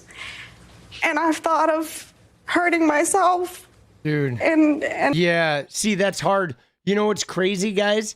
Is the fucking the number of the number of these women that have self-harmed. Like, many of them have tried to take their own lives. Yeah, no, more equal. I would love to see the information you've got, right? Like put that shit in Discord. Share any links to studies you find about this, because I'd love to read up and get other sources of information. Like, I always talk about those awards on that shelf next to that YouTube thing were from public service announcements I made about not hitting kids, because hitting kids is tied into this. The culture we have of spanking and physical punishment, hurting kids with physical punishment is one of the cultures we hold that is, right? One of the cultures we hold that enables this type of behavior, right? And you've heard that number 1 in 4. Yeah, I've heard like 1 in 6, 1 in 5. If you talk about girls, 1 in 3, right? But I'd really love to see, but I've heard those numbers not reported. I've heard those numbers as like estimates based on not being reported, because a lot of it is not reported. But one of the things that's really hard about this is our culture of treating children like property and treating children like non-humans through hitting them and hurting them and abusing them physically and emotionally is what creates an umbrella that type of sexual abuse then occurs, and the kids don't share it because they're already being like hurt and harmed and wounded in the parental relationship that they don't feel safe enough to be able to share when that horrible shit happens. And so it's like we have so much going on, but this what this woman's about to talk about is really, I think, like, I want to just take it in, because that pain of these women not sharing it, she said how she didn't tell anyone. And then later on, she wanted to harm herself. And that's what happens when you keep it inside. You want to kill yourself when you do that. You want to hurt yourself when you do that. And because we live in a world where a lot of people have these, spanking or emotionally like not good relationships with their parents, they can't come forward. They're not safe to talk about it. They can't go to therapy. They don't have any money. They don't have any insurance. And then that self-harm starts like wanting to fucking, you start feeling like, how could I have put myself in that situation? I'm bad for having let that happen. And it can go downhill so fast. And I want to support her. She's been doing all this for years alone, and she doesn't deserve to do it alone. And I know that that's emotional for you. I can see it in you. And it's also emotional. I haven't met them today, but going through stuff like this, especially as an adult, it brings up a lot of mental health issues. And I've thought of hurting myself, and not now, but, over the last 6 or so years, just going through all this, and it's hard. And I know that if I have those thoughts and Virginia has those thoughts and we're victims, how many more of us do we have to lose? See, it's crazy because, what's funny is like, for me, like, I didn't have those thoughts of like sitting there consciously wanting to hurt myself, but like I was like engaging in behavior, careless driving, drug use, alcohol use, a lot of dangerous situations. Like I was hurting myself. I was like asking for the OD. I wasn't doing it consciously, but I was like trying to subconsciously, you know what I mean? It's crazy how it works. Like I related to that when she talked about that so much. Why do you want to see more of these documents released publicly? Accountability, right? I think all this time, we've forgotten how large of a scale this really is. What Virginia did, what these women did, it's unprecedented. This was a global operation. You know what's crazy about this with Virginia? Because I know she's like no longer with us. But if she didn't sue Ghislaine Maxwell, this would have never, they would never even be here. It wouldn't even be happening right now. All of this shit was so under wraps and so hidden by Alex Acosta and Barry Krischer and the U.S. government that it was Ghislaine Maxwell defaming Virginia Giuffre and Virginia Giuffre fucking suing her for defamation and forcing Ghislaine Maxwell to go through discovery that unearthed this. And then it was Julie K. Brown and the Miami Herald writers that got those depositions through Freedom of Information requests that then uncorked this thing and ended up with Epstein getting arrested. If not for Virginia, dude, none of this, it would all still be like deeply buried, man. It's insane. And she didn't live to fucking be here today. But like, dude, like, it's crazy, man. It takes multiple people to make this happen. And I mean, even then, before her, it was Maria and Annie calling the FBI multiple times. I mean, and you know, I don't want to discount the other hundreds of girls who shared it and who then came forward with the Palm Beach police and all that. I mean, it wasn't just Virginia, but she really like broke the glass ceiling of this thing. But there have been like all of these women for 29 years have been doing over this. a span of decades. Those people deserve to be accountable too. Okay? And they have that information. They have that information. They have the power to do the right thing. And that is what we're here for. Are you all satisfied, and then I'll do a couple more show of hands, but are you all satisfied generally with the level of communication that you've had or that your representatives have had from members of Congress? Do you feel like your voices have been heard from members of Congress? No. Jess, you're giving me a face. You're saying no way. My eyebrows don't lie. No, I've heard zero communication. I mean, I don't know about it. I've heard nothing from any representatives personally. I have not. So can I get a show of hands? Who here is satisfied with the level of contact they've had from Congress? Nobody. Let me ask. Yeah, what was the government doing? The government was platforming the abuser, 𝗪𝗡𝗪𝒂𝗽. Yes. Jesus. How about the Justice Department? I want to ask a couple of things about what you knew about things that were happening with this case that you're obviously involved with. Show of hands. Did any of you hear from the Justice Department before they released that memo, that 2-page memo earlier this summer? No hands. Were any of you told that Todd Blanche would be speaking with 𝗪𝗡𝗪𝗂𝗽 prior to that interview over the course of 2 days? No. No.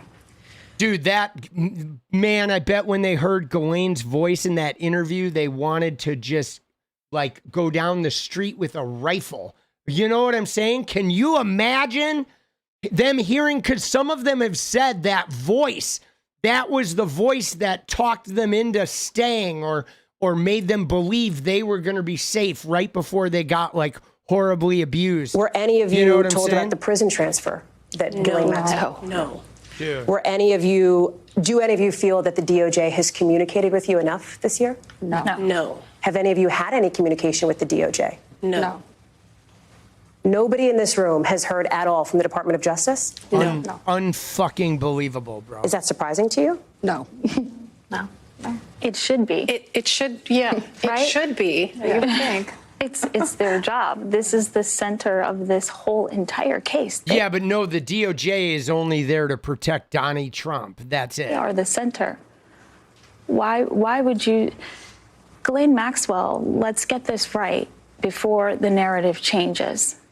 And I believe that so strongly that is the intent of her. She's trying to rewrite history. Mm-hmm. Yes. And it was almost like she was given that platform to do that. Mm-hmm. And that is not acceptable on any terms. She wasn't just this co-conspirator and that was her boyfriend. Mm-hmm. She was actively participant. She preyed upon these young girls and she used her womanhood to do it. Mm-hmm. Yes. Okay, Virginia said it best. She was vicious. She was a monster. Mm-hmm. She doesn't deserve any type of platform. Or yoga and Pilates. Dude, and she like touched them too. She like engaged in the physical abuse as well. That's a reference to the prison camp she's now in. Yeah.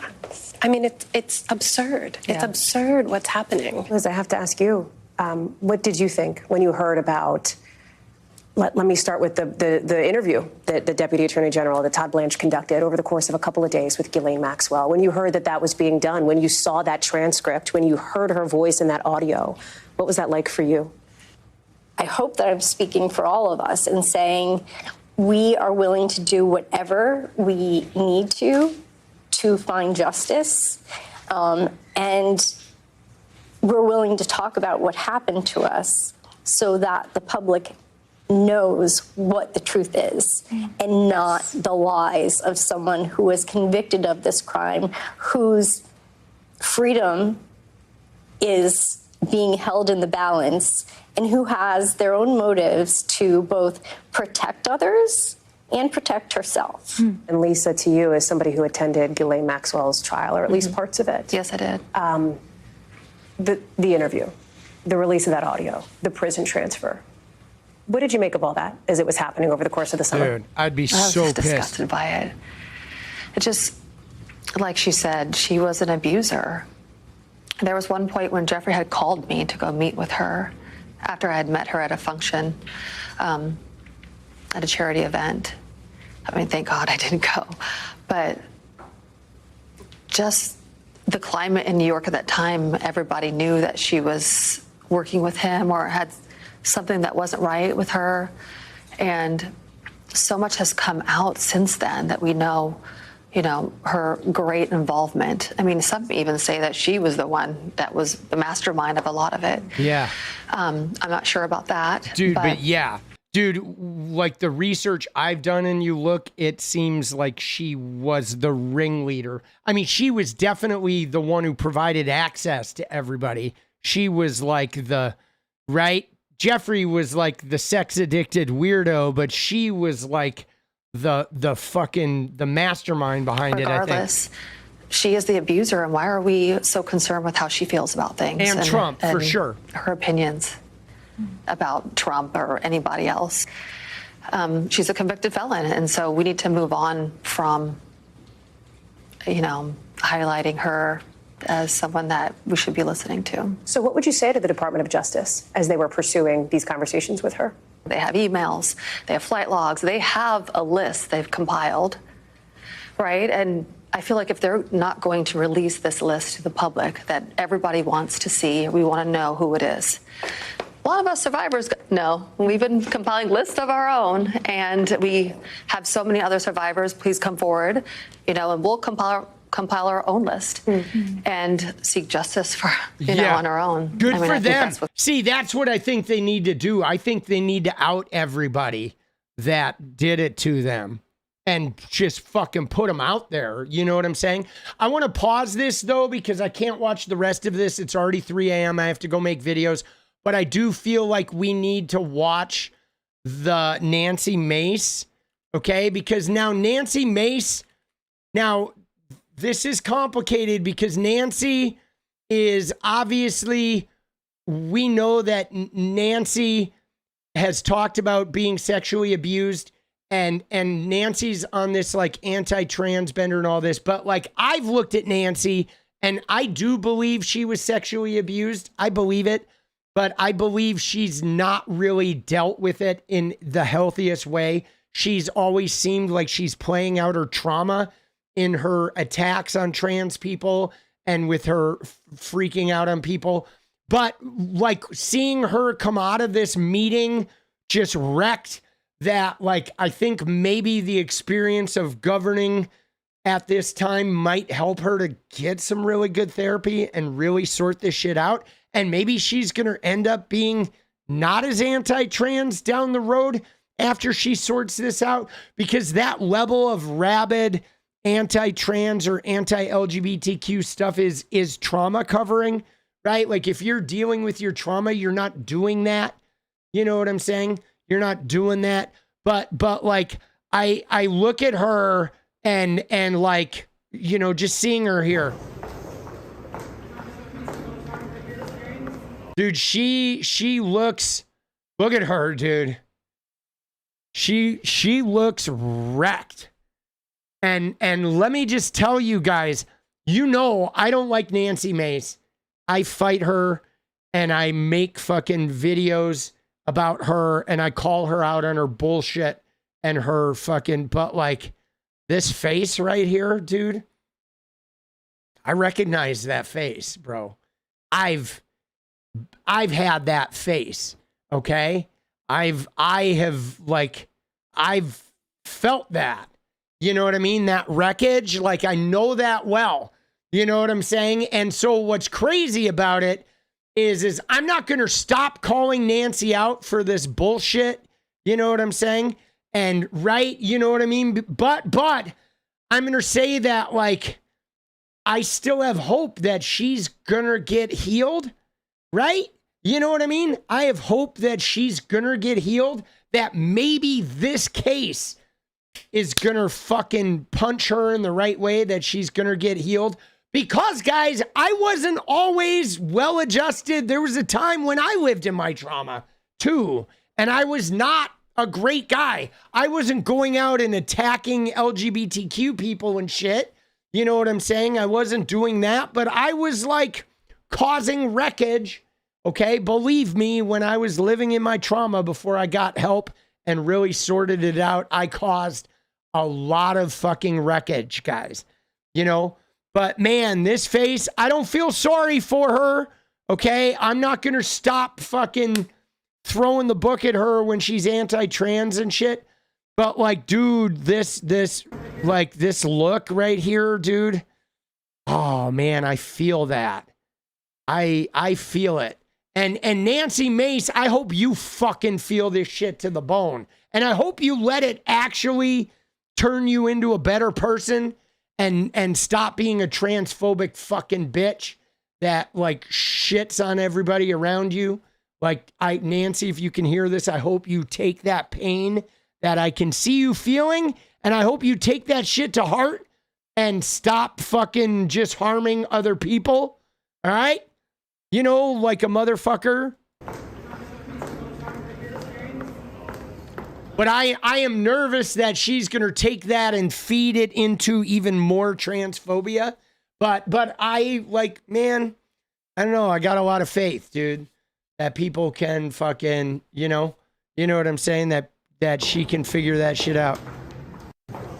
But yeah, dude, you know what I mean?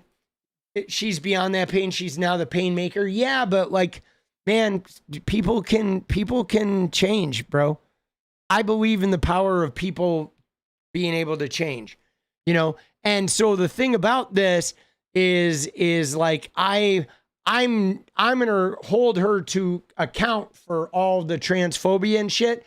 But despite holding her to account for the transphobia, I'm still going to believe that she can change and can fucking, you know, figure that shit out. Right? I have some fucking faith, bro, because I've been through it. You know what I'm saying? I mean, there's a saying in AA that it takes what it takes, and hurt people hurt people. So Nancy Mace is a hurt people who's gonna keep hurting people, but maybe this is gonna fucking jog her out and pull her out of this shit. But nonetheless, look at this though. Right? It says here that she defied Trump and signed the 𝗙ecie𝗶𝗍 petition to release everything after she suffered a panic attack. That's crazy, because you know she's running for governor, and you know that she is like riding Donald Trump's support for governor, but she signed that paper, that fucking release, that petition. That's big. That's fucking big, man. You know what I'm saying? That is fucking big. Right? Dude, you know what I mean? Like, and again, right? This woman right here is one of the people who's been sort of backing the survivors. I don't know if you know Amber, but right here though, when she says, walked out of a meeting with Epstein survivors, she described feeling overwhelmed by hearing their testimonies. I had a very difficult time listening to their stories, full-blown panic attack, sweating, hyperventilating, shaking. I can't breathe, right? And, well, you know what, though, is here's what I would like to say to Nancy Mace. Nancy Mace, when I hear you say I can't breathe, I'm not going to, like, band politically against you. I'm going to listen. Right. And I want you to hear that I'm listening to you, because like, that's the same shit that George Floyd was saying. And like, a lot of people didn't afford him that same respect. You know what I'm saying? In fact, a lot of people on your side of the aisle heard him say, I can't breathe. And they made fun of him, and they fucking like cheered him on as somebody put their neck down. But now maybe, Nancy, when trans people say, I can't breathe, you're going to listen. But like, please use this for good, right? Because if you use this for bad, like I'm going to come after you 1,000 times harder. You know what I'm saying? You know, Moses Mike said it's a hostile act to the administration. Well, fuck that. Everybody who signs this and everybody who's willing to fucking like give these women a voice, like, I'll let Nancy Mace in if she's willing to drop the bullshit and become a real fighter, dude. I'll fucking stand next to her. You know what I'm saying? If she's willing to like actually stop being a transphobic bitch and actually start fighting on the right side of history, dude, anybody who's willing to get on the right side, I'm willing to fucking get in there. You know what I mean? Yeah, they do have to address it. I'm not going to just let her cry and fucking, but if she like cries and all this and is now like stirring up the transphobia and going full Maga with shit, then we're going to have some more war, right? But maybe this is going to be the thing that gets through to her. You know, we'll see. Okay. Right. But she said right here, look what she said. When I repeatedly asked Nancy Mace here publicly, will you demand they be released?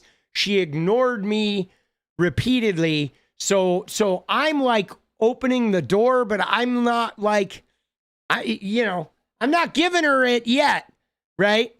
You know what I'm saying? Because she said, she's still ignoring people. So we'll see. We'll see what happens. Okay. Right. But I'm telling you, I relate to this, but I'm not going to let her use this as more fucking ammunition to harm the wrong people. I mean, it's that same shit with Riley Gaines, right? You know what I'm saying? Because if you look at Riley Gaines, okay, Riley Gaines is this crazy transphobic warrior, save the kids. But like when Riley Gaines was swimming at the University of Kentucky, her coach was raping her teammates. And instead of Riley Gaines becoming aware of that and realizing, goddamn, women get SA'd all the time, 10,000 women every year reported in the NCAA, which means how many thousand actually have it happen? Instead of Riley Gaines taking the crusade of like, stop SAing women, she's going after the 10 transgender athletes. And it's like, fuck you, Riley. Lia Thomas and the 10 trans athletes are not your threat. It's the frat boys. It's the rape culture. It's your coaches, your politicians, your police officers, your teachers, your ministers, your fathers, your uncles, your stepfathers, your older brothers, your fucking the rape culture created by Donald Trump and Andrew Tate and Russell Brand and Pete Hegseth and all these motherfuckers, Jeffrey Epstein and all the people hiding. Those are the people we should be fighting against, not the goddamn 10 trans athletes, right? And so maybe this shit will wake fucking Nancy Mace the fuck up, right? But if I'm telling you, if Nancy Mace and Riley Gaines and all these other shitheads were to wake up and take the real fight against this rape culture, religious, patriarchal, fucking abusive bullshit, I would fucking partner with them, right? I can forgive them too, man. I forgave the fucking half brothers who abused me. I can forgive, fucking Nancy Mace, in a heartbeat. I could forgive any MAGA person who's ready to fucking turn their back on that shit and fucking disavow Trump and take the real fight. You know what I'm saying? Of course. But if they're not going to take the fight, then fuck you. I'm not going to let you off the hook if you're going to keep doing that transphobic, anti-immigrant, fucking support the rapist, fucking pedo bullshit, You know what I mean? But dude, I have hope that they can come around, man. You know what I'm saying? So we'll see. All right. But now I needed to cover that because that needed to be in there somewhere. I got to go make some videos. Dude, I went way long, dude. I went like an hour and 45 minutes longer, but I feel like we had to, guys. I know we had a lot of talks and I know we get off topic about like genocide and the leftism and whatever, the chorus shit. But like, guys, I am just going to close with saying that like, I'm going to continue being a leftist and I'm going to continue working with the Democratic Party and the good people in the Democratic Party that want to use that party for good. And I'm going to continue trying to use that apparatus to fight the MAGA. And I'm not going to destroy my own party, even if it's not perfect, even if it's too corporate, even if it like lets me down 1,000 times. I'm going to keep using the power it does offer me to fight that good fight. And maybe I'm going to run for Congress, and maybe I'm going to run for president, and maybe I'll never run for them, but maybe I'll inspire other people to run. But I'm going to not be self-destructive. I am going to continue building and forming a coalition. Okay. I am. I'm going to continue building and forming a coalition, and I'm not going to hate all the leftists. I'm going to try and like form a coalition with them. Right. And I'm going to form a coalition with fucking, Brian Tyler Cohen and David Pakman and Kyle Kulinski and Franny and fucking, I don't know if I'm going to form a coalition with Cenk and Anna because I've seen a different type of dirtiness with them that is like, they're different. They're like changing their belief system, right? You know what I'm saying? And they're courting like that right-wing money, right? Overwoke. See, I don't know if I would call it overwoke. I just think, I think it's hard.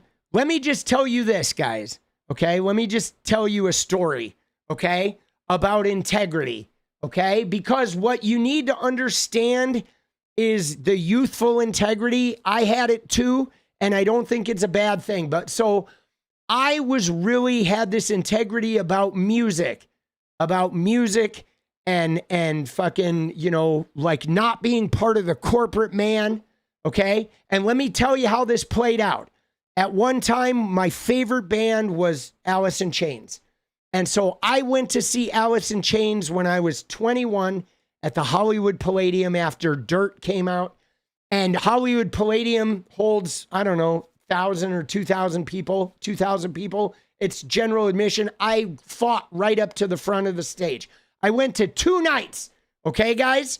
And let me just give you a lesson about integrity, okay? So 2 nights I go to see Alice in Chains. First night, me and my friend go with our girlfriends. And so we're way back. We're in the crowd. We're hanging out. We're not slamming. We're not fighting in the crowd. Great show, right? Then me and my friend go alone with no girlfriends. I fought up right in front of Lane's microphone, guys. I fought my motherfucking way to the very front seat, right in front of Lane. That was my seat, me and Lane, God damn it, because I love that band, because I love them so much. I fought off the whole crowd. I had the pole position. And then you know what happened?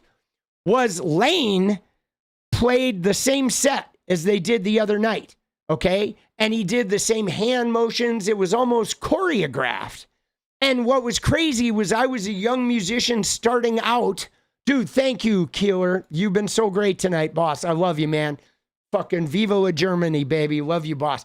But so I was a newbie musician, just starting out. I had never gone on tour. I didn't realize the necessity of choreographing. In that moment, guys, I thought Lane had sold out. I was like, why is he doing the same hand motions? Why is he playing the same set list? Why is he treating this like he's, you know, fucking Britney Spears? Why is he behaving like a pop star? This is Layne Staley, my rock and roll idol. I got so mad at him for letting me down. I felt like he was a corporate sellout in that moment. I got very mad. And so you know what I did? I stood there and I flipped him off the whole show. I stood right in front of him, giving him the finger the whole show. And he was like freaked out. In between songs, he was kneeling down and yelling at me, "What's your fucking problem, man?" And I'm like, "Fuck you. You're playing the same songs. You're doing a scripted show. Fuck you. What are you doing?" And he was like, he couldn't really hear me. And I was yelling at him and he was yelling at me between every song. Finally, after like, I don't know, 8 songs, he had security drag me out of the venue and throw me out into the street. And I was crying. I was disappointed. I was mad at him. I felt like he was a sellout. I was so upset.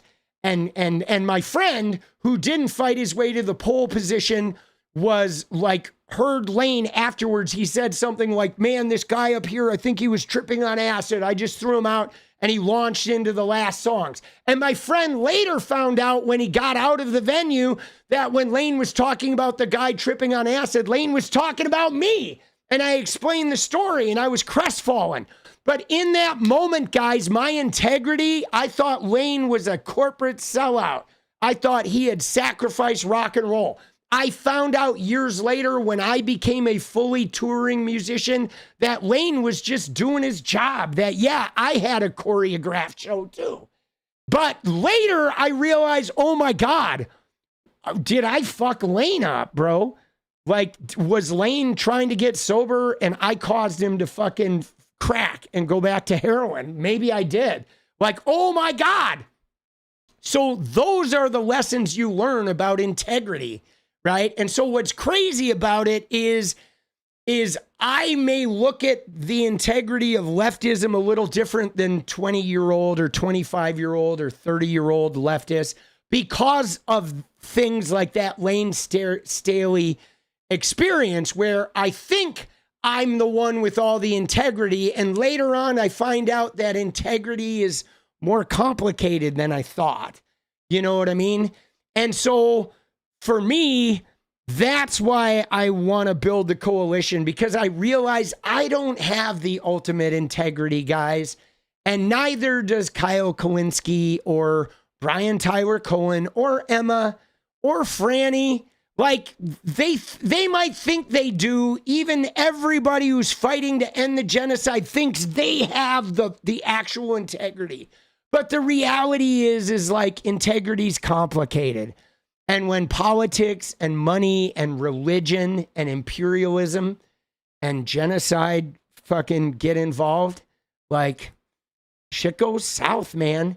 And people don't always make the perfect decisions, and they don't always make the right decisions, and they don't always do the right thing, right? But the one thing I will say, guys, okay, the one thing I will say is that like, fucking, we got to stick together and fight Trump. You know what I mean? And the fascism and shit, dude. You know what I'm saying? That's what we got to do, right? We got to fucking, you know what I mean? Like, you know what I'm saying? Like, we gotta fight the battle here. Like, if we become a fascist, right? If we become a fascist fucking, you know, Bible shoved up our ass, fucking oligarchical fucking police state, I don't think we're gonna fucking, right? I don't think we're going to be able to help the people in the Middle East. You know what I'm saying? You know what I mean? And dude, you can't find anything about them talking about you. Yeah, it probably wasn't true, Bradshaw. It was probably someone trolling. And I don't think that's the real fucking 𝗙ecie𝗃𝗃, right? That account, the 𝗙cie𝗃𝗃, that one was started a year ago. I don't think it's the real 𝗙cie𝗃𝗃. If it is the real 𝗙cie𝗃𝗃, go ahead and DM me on Twitter, all right? And then we'll know, because I've gotten into it with the real 𝗙cie𝗃𝗃. I don't think that's the real 𝗙cie𝗃𝗃. Right? I think that's a fake 𝗙cie. You're not the real 𝗙cie. Oh, but you don't think they said anything bad about me? Maybe they didn't, but they might. Dude, you know what I was really disappointed though, guys? This is the last thing I'll say about that shit.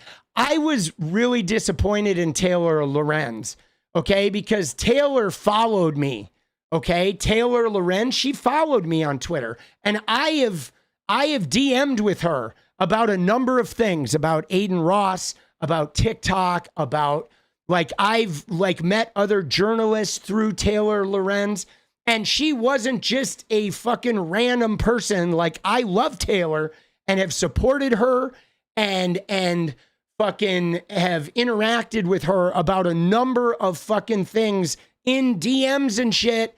And for her to dismiss me and block me and like just shut me out and then lie about me. She lied and said I was doing some ChatGPT thing. She wouldn't even interact with me and respond to my questions. And like, dude, that was crazy, man. That to me, that felt like really like not cool. You know what I'm saying?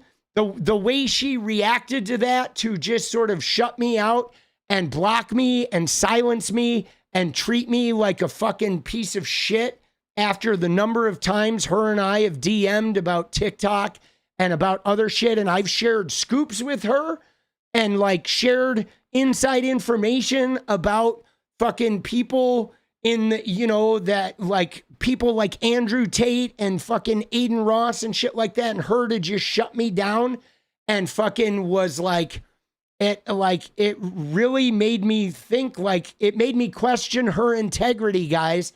It wasn't just right, because she shut me out when I've like shared shit with her. And what's more, I saw her do that with somebody else, right? That girl, there was another girl who like had shared some information about a guy who abused her, and Taylor had fucking blamed her for some shit, like Taylor did some shit that was like, man, I don't know. And like Brian Tyler Cohen did not like react with a fucking negative integrity like that. He did not like see my video and then come and fucking say shit to me, right? But dude, Taylor though, like, man, she did some shit that made me think, whoa, because I held Taylor on a real big like pedestal of journalism, okay? Of like, she was like, you know, she called out libs of TikTok and unearthed her and shit. And I, like I said, I shared scoops with Taylor about things she was working on or things that I thought other journalists should know and work on that she would like maybe eke out to other reporters. And so the way she reacted to me was like, whoa, man, that's not the integrity that I thought Taylor had. She was like silencing me and lying about it, you know?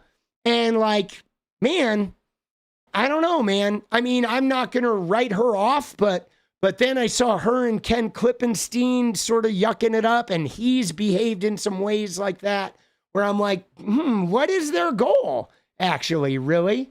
Like, what is their goal?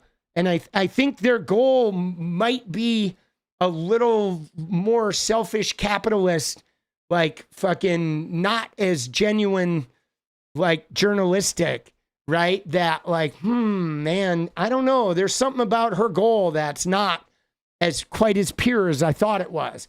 It's not for the good of like stopping fascism.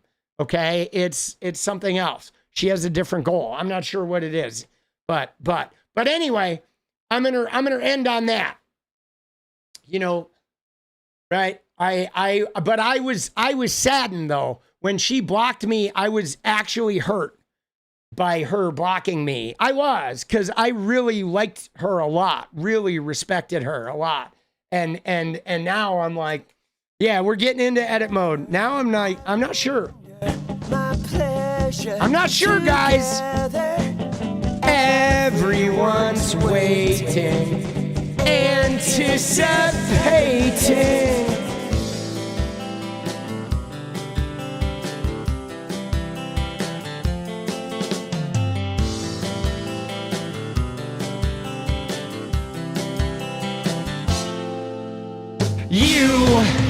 I will never be alone again. I'm immune to the things they said. My heart's unbreaking. You're radiant truth. I know that you will understand, because I finally found myself. My heart's unbreaking. You're radiant. You're radiant.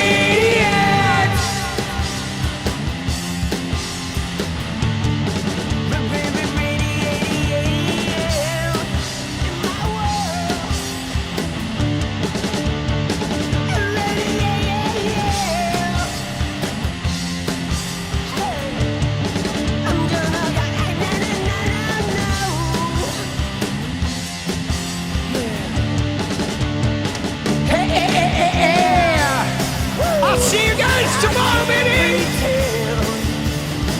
No. I hope it never ends. It's about you. See you guys tomorrow. Big love. I'm immune to the things they said. My heart's unbreaking. You're radiant truth. I know that you will understand, because I finally found myself. My heart's unbreaking. You're radiant. You're radiant.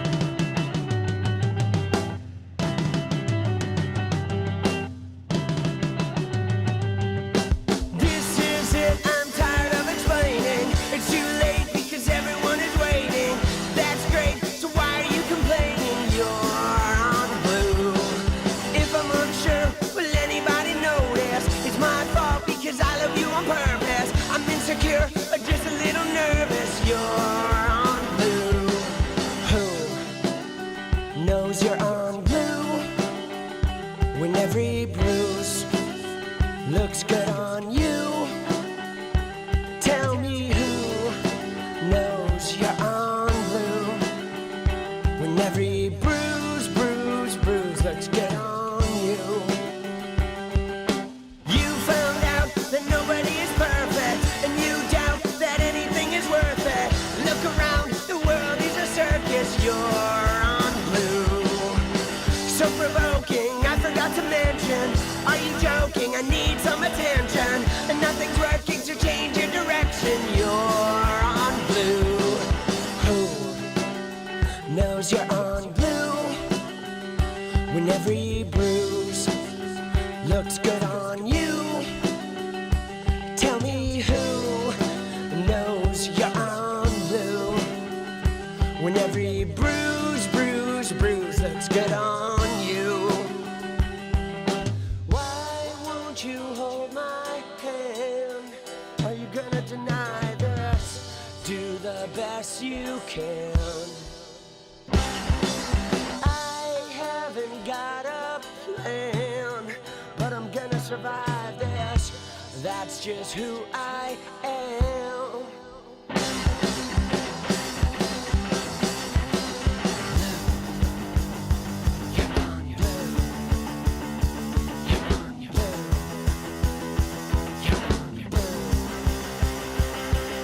When you're on blue, you keep everything inside of you. You try to play it cool. Sometimes you gotta break the rules. I don't know why you are confused. All you need is a little bit of attitude. Yeah. This is it. I'm tired of explaining. It's too late because everyone is waiting. That's great. So why are you complaining? You're on blue. If I'm unsure, will anybody notice? It's my fault because I love you on purpose. I'm insecure or just a little nervous. You're on blue. Yeah. Yeah, yeah. Hey, hey. Starting to enjoy the view. I'm all about the altitude.